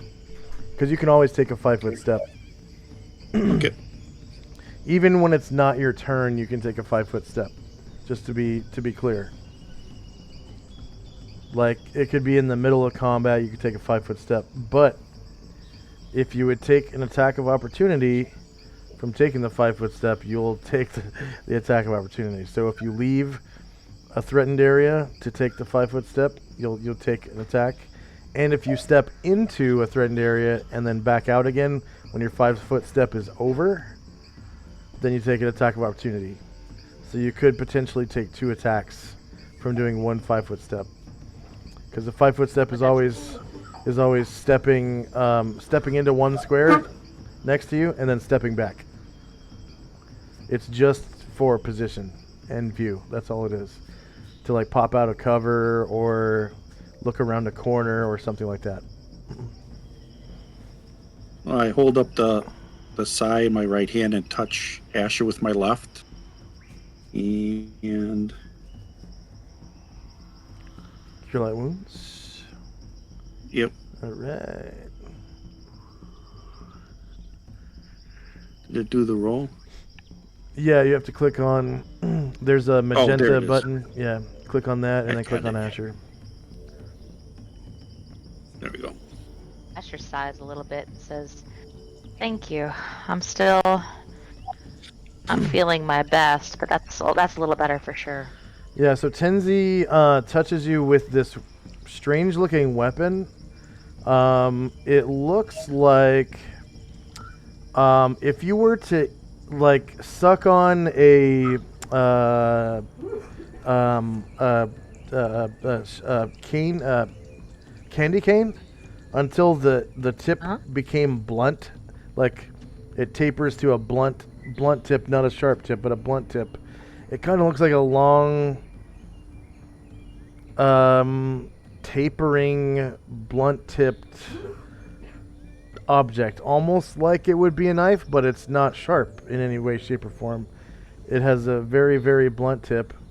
It feels kind of cold to the touch, like there's a lot of steel in it, and it has these 2 almost like trident prongs coming off the side, except rather than sharp prongs, they're also blunted, and they're kind of at the end they curve outward, almost like 45 degrees, and it looks like it could be used to catch blades really easily, or sticks or staves or clubs or just about any weapon pretty easily. Whips and chains and anything that has a shaft could fit in there. And it looks like it would be used as a bludgeoning weapon somehow, but you've never seen it used. Asher looks at it with interest and says, a neat weapon you got there. Did you have that yesterday? No. Well, I've been practicing with wooden ones. However, however, my father presented me with this. There is some of him inside of it. I can feel it. She cocks her head and says, you magic types are different. Your dad's inside of it. Huh. Okay. And you gain no experience for the Cure Light wounds because it stemmed from your father rather than you. Yep. Okay. But here's a bonus for RP, and here's a bonus for RP for you. Okay, anything else from Tenzi and Company? Okay, Gromnar. Nope. He's going to take his two-handed swords and leave them on the ground and replace the old ones with those new ones in the sheaths and get back on his lizard. Luther, on the other hand, Luther kind of speaks a little loud here and says, though not well versed on the rituals of summoning demons, I am well versed in my magic, and demons are definitely stronger than mortals for the most part, and that magic only lasts a short time on a mortal. I think we should leave as quickly as possible and take care of any healing far from here in case that demon comes back. Asher's head snaps around and says, yeah, let's do it then. As a player, I have absolutely no clue whether that's true or not, but I feel like Luther would say something like that. Oh, yeah. Except, instead of using the word demon, he would have used the word devil. Totally. Asher says, let's get the hell out of here immediately.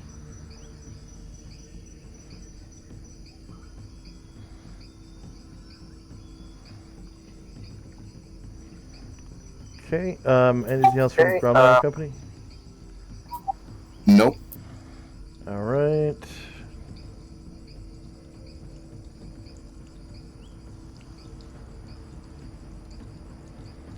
First up is I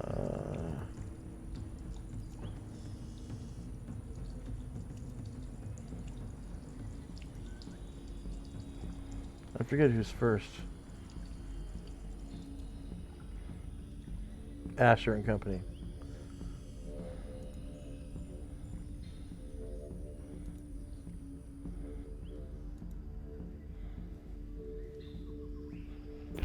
It was Tenzi and then Gromnar, and those two have already gone.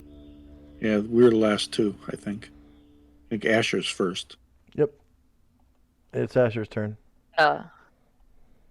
Hearing that, Asher grabs Jim's hand and pulls him toward the camel. And they're both going to use their action to mount the camel. And she says, Anatar's still... I don't know what Anatar's doing. He's scared again. But he's pretty fast. He'll catch up. And they're going... Let's see, that was 6 movement and their action... That was half of their movement, so I have half a camel movement. Call it 10.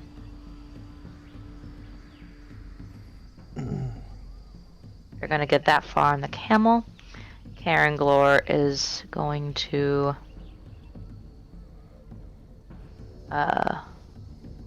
walk over to Gromnar, or jog over to Gromnar and hold out his hand for the trident. Okay. Zion.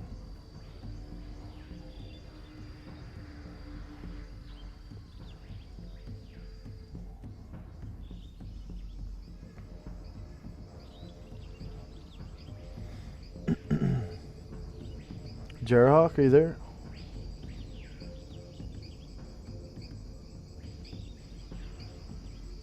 He must have taken a bathroom break. On is going to start riding south along the river. Yeah, I'm here too. Okay, go ahead and take your action or your move. Sorry.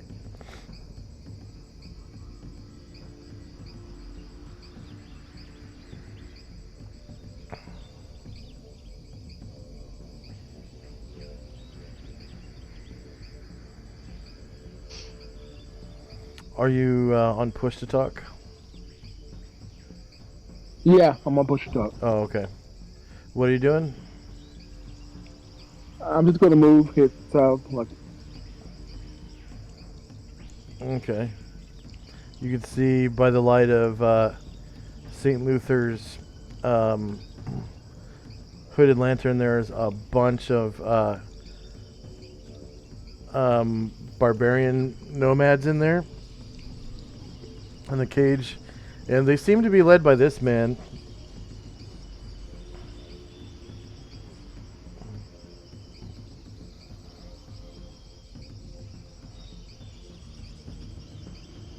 That's his token, and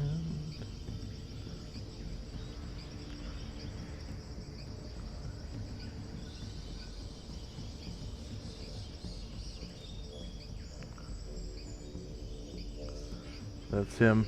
A superbly muscular man. At nearly the pinnacle of the human physique's potential, this man is quite the specimen. He wears nothing but a loincloth held up by a belt with a large belt pouch and a baldric upon which hangs a two-handed sword of dubious well, he doesn't have his two-handed sword on him right now. So it's not there right now. And that's about it. He's just a really strong dude with an empty scabbard on his back. okay. And it looks like one of the other barbarians is bringing his sword right now, actually. So this guy comes down here.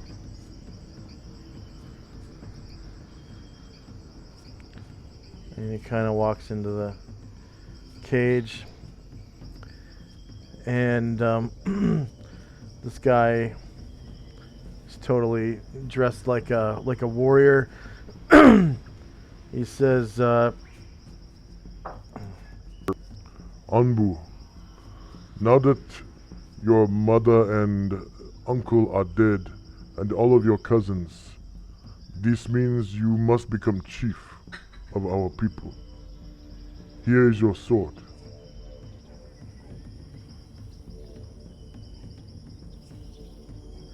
and Anbu takes the sword from him and says, You will be my right-hand man now, and I will pay you well for your loyalty. Thank you for bringing me my sword. and you can see that his sword is in kind of sad shape. As he slides it into the scabbard on his baldric, you can see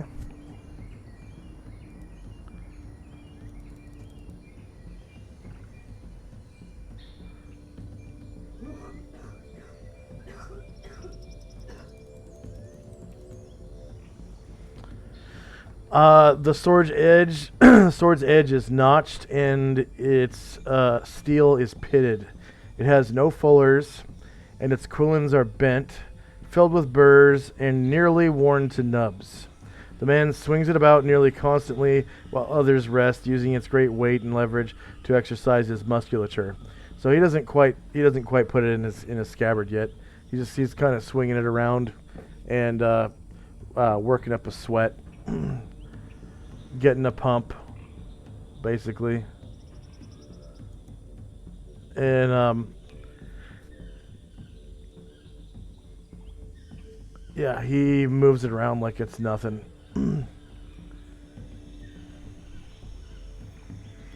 Moving for my sheet, there is all there is to it, though. Modified speed for the Trident is 2, yeah. Yeah, I just didn't want to hijack voice chat with it. That's why I was putting it there for. Yeah.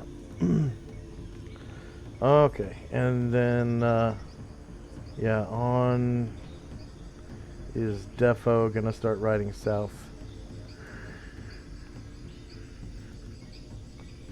What the hell?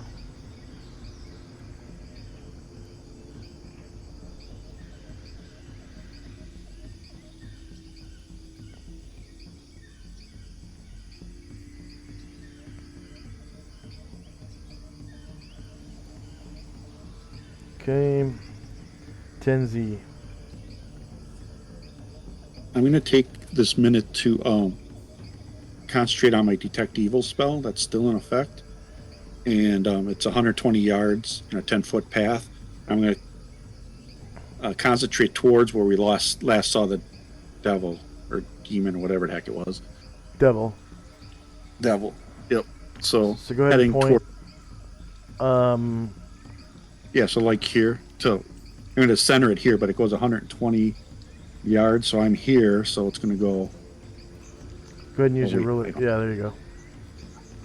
Yeah, I didn't have it on show to others. I can see it. Okay. So like in this direction, 120 yards. You don't sense any evil. Okay. And that'll be my turn then. Okay.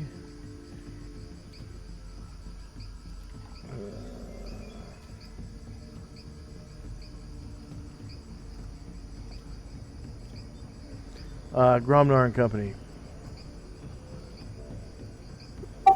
Having heard Luther say that, Gromnar is going to start riding, and Luther will also do the same thing. Well, Luther will be walking, but still.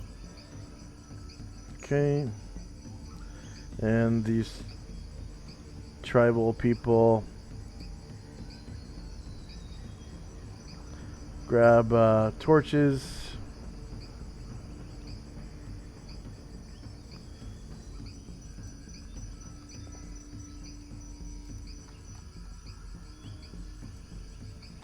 And join their mothers and fathers and sisters and brothers and children and they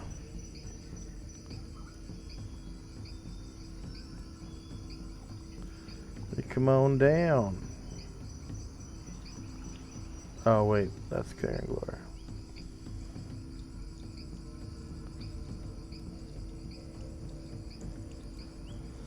I wish there was a way to exclude tokens, but until Karen Glor moves, I'm just going to say that they notionally join their mothers and fathers and sisters and brothers and start heading south by the light of torches. Okay, end of round.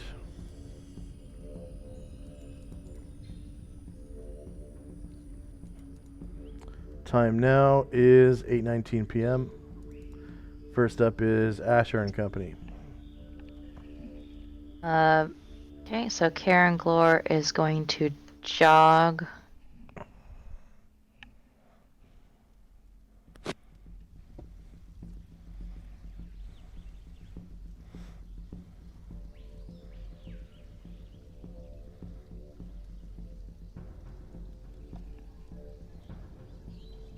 He's going to get to the camel, and Asher's going to say, "Oh crap, I got to get the pack animals."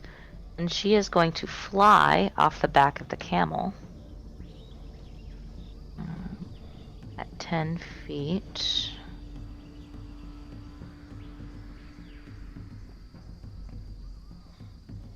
Aaron Glor is going to mount the camel in her place. That's going to be his action. He had couple squares of movement left, so I'll just move that camel just a little bit further down. This only took Asher too. And then Asher is going to cross the river.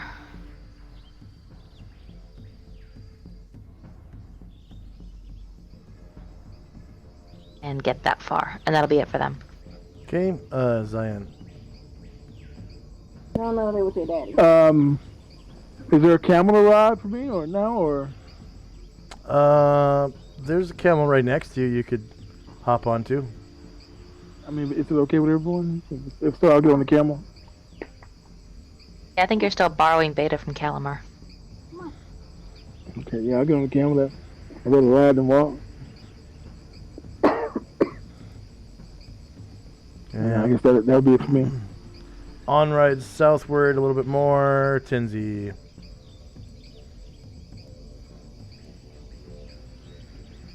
I will move south.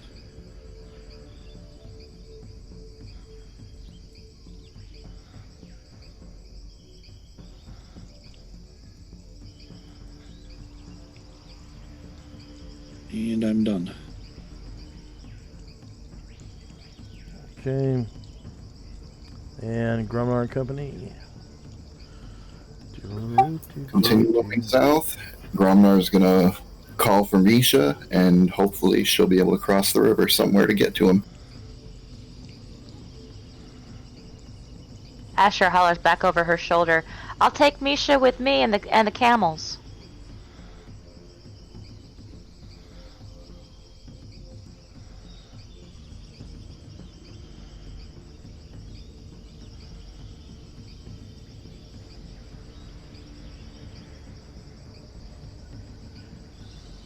We'll head south and cross the river further downstream.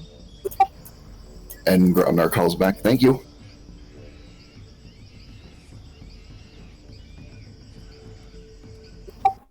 And that'll be it for him and Luther. Okay.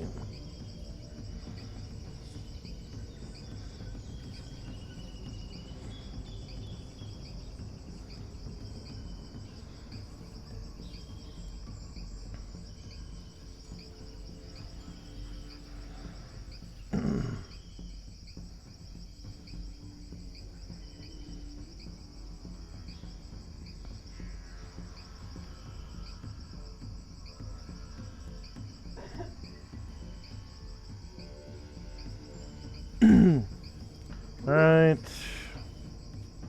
So you guys leave the area. Travel another almost 2 hours. You get about 1 more mile south and find a suitable campground.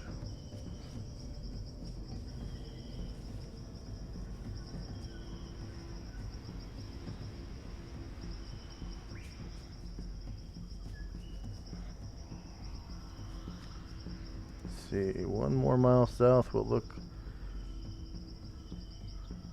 like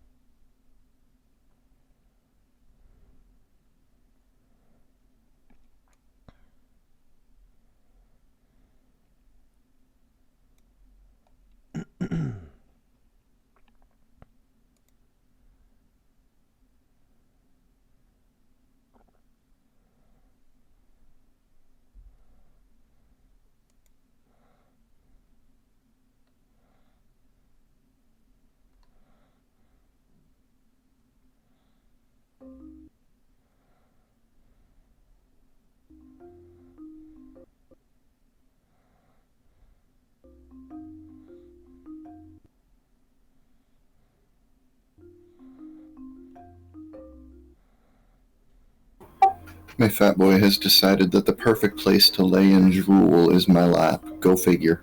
Hmm. He's so weird. He can lay anywhere, and, he's just like a normal cat. Anytime he gets on my lap and he lays down and I start petting him, he drools. Like, drop after drop after drop. He drools.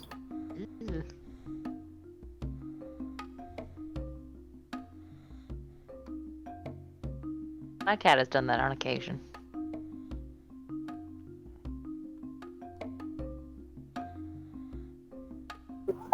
I blame it on my petting. It's just that good. Good. Like, seriously, anywhere else that he lays, not a bit, but as soon as he's on my lap being petted, he starts drooling.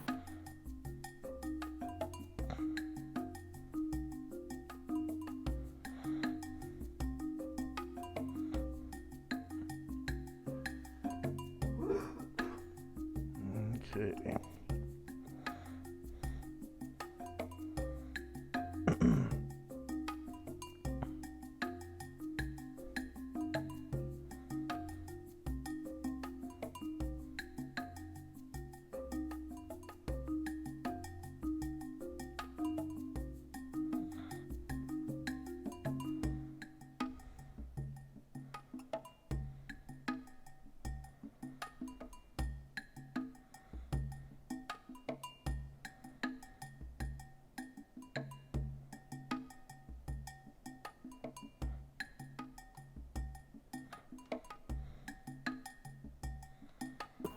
Oh, and the puppy now officially outweighs our 7-year-old by 10 pounds.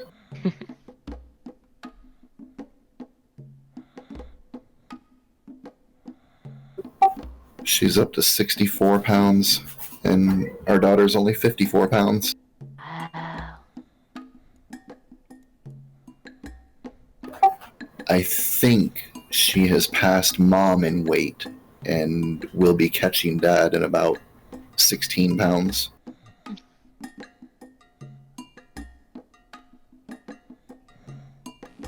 What kind of dog is it? Purebred American Bulldogs. Wow.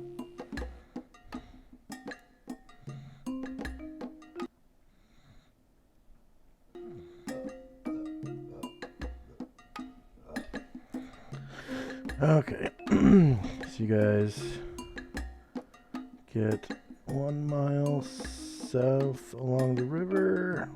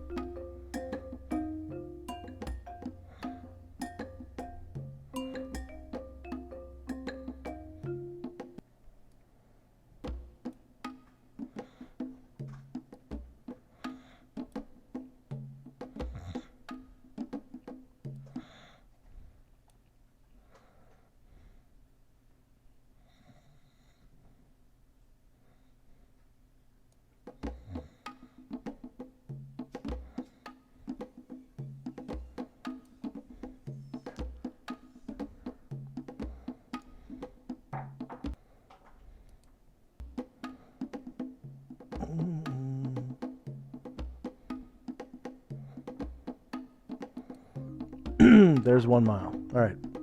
Woo. So can you guys see this marker and everything? Mm-hmm. Yeah. Okay.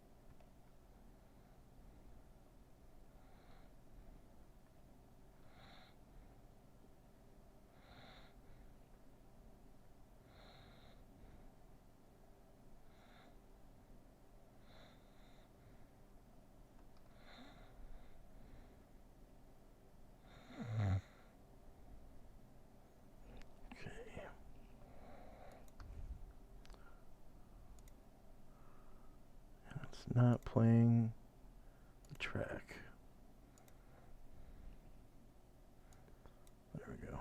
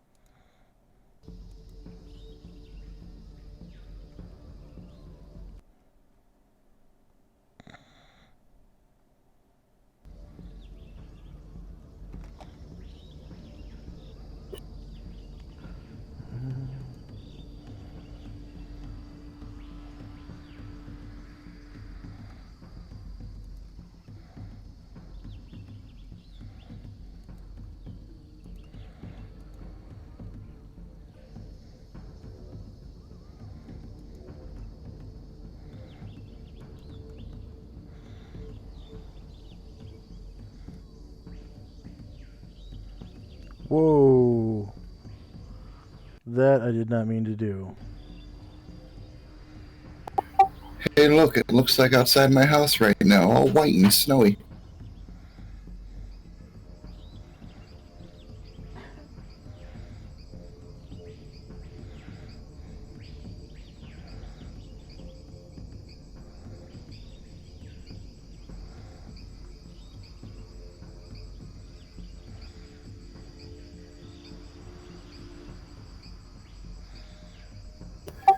New York weather is so funny. We had like teens for almost 4 weeks, and then for the last few days it's been 40 to 50.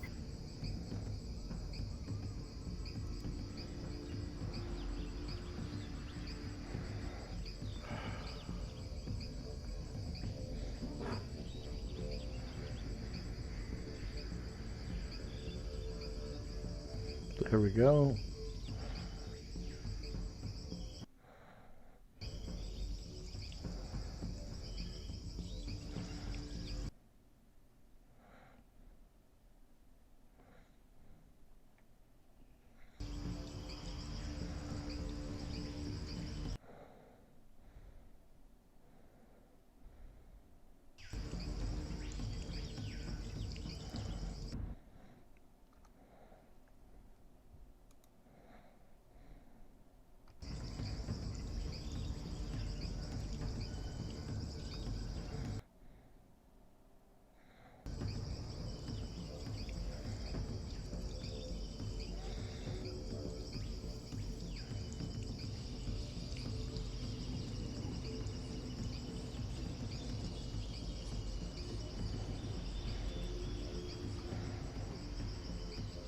There we go.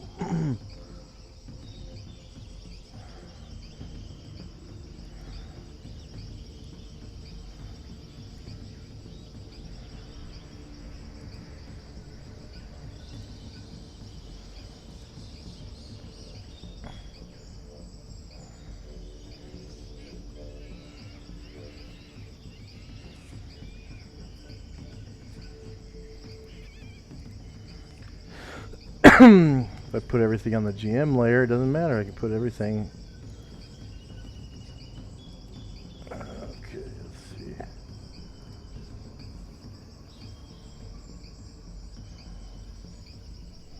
There we go.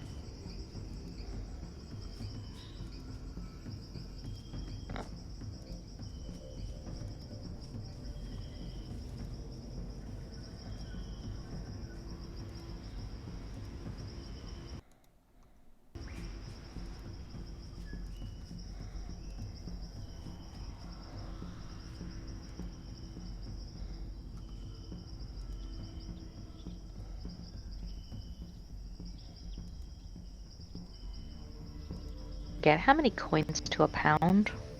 50. Thank you.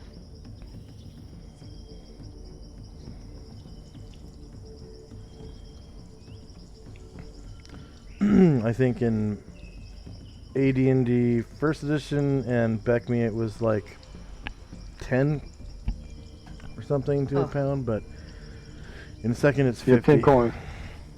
Yeah, it was 10 in the first edition, and it was kind of hard to hold on to anything. I would think so. Yeah, I'd like to swap some things out to gems whenever we hit to town.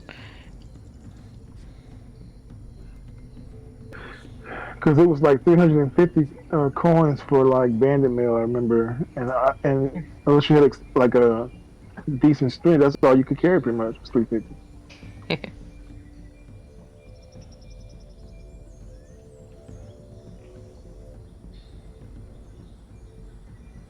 Where did all the trees go? And the river.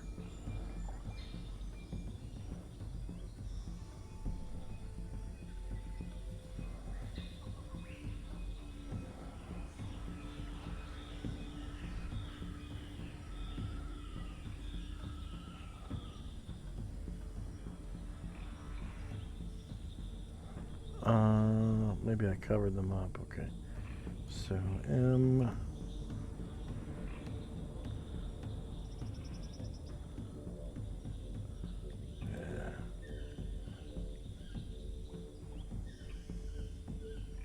Two back.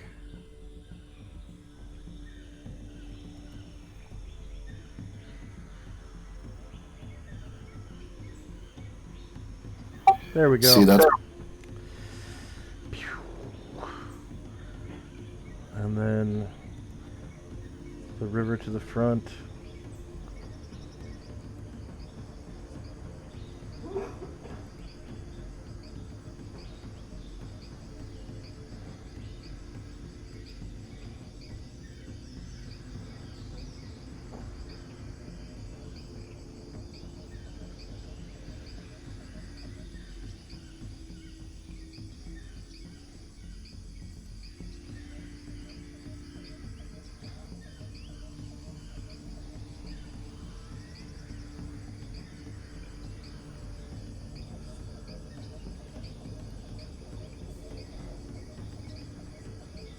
There we go. All right. Oh, so you know find- what? What? I wish I had realized that Karen Glore was also carrying. No, he's gonna keep that. My bad. Wish I realized that Karen Glore was also carrying a medium shield +1 when he took that trident, because he would have also offered that to Zayan along with the sword. Or I would have recommended he offered to Zayan along with the sword. Is it too late to do that retroactively? Yeah, it's not necessary. I wouldn't take the shield. Okay. Never mind then. Thank you, though.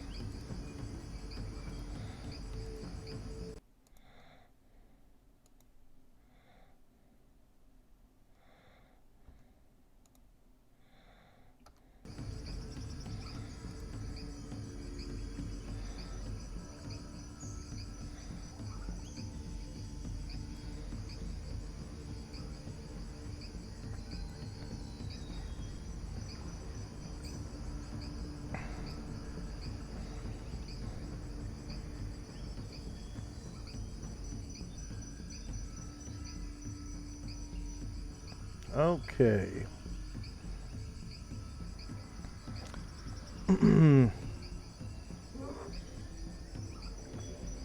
Sorry for all the weird stuff that has been happening on the map. I had to, rearrange some things, take all those tents off and stuff. And Sure. some of the assets disappeared. Anatar's still in the way northeast corner, so you might want to drag him down here. He would have Oh, I'm sorry, he's probably not. stopped good running now. away. Yeah. No worries And- about the map. It's just DM things. Yeah. Time now is 10 p.m., so that's when you guys are all tired and hungry and ready to camp. And I'm sure that these other people that are with you are already tired because they're on a normal schedule. So that was actually the guard. They were being guarded at night. Okay. So today is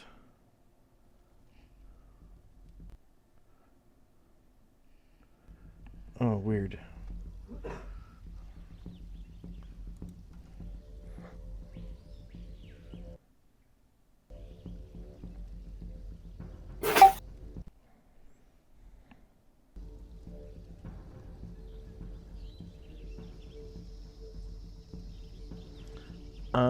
Let's go ahead and take a 5-minute break while I refresh my VTT.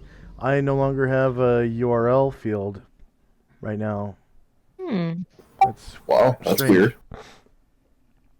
I don't know how to get it to come back. I just hit F5, so hopefully that refreshes. I don't know how to navigate without using that. So 180-second ad break for our viewers, and we'll be back.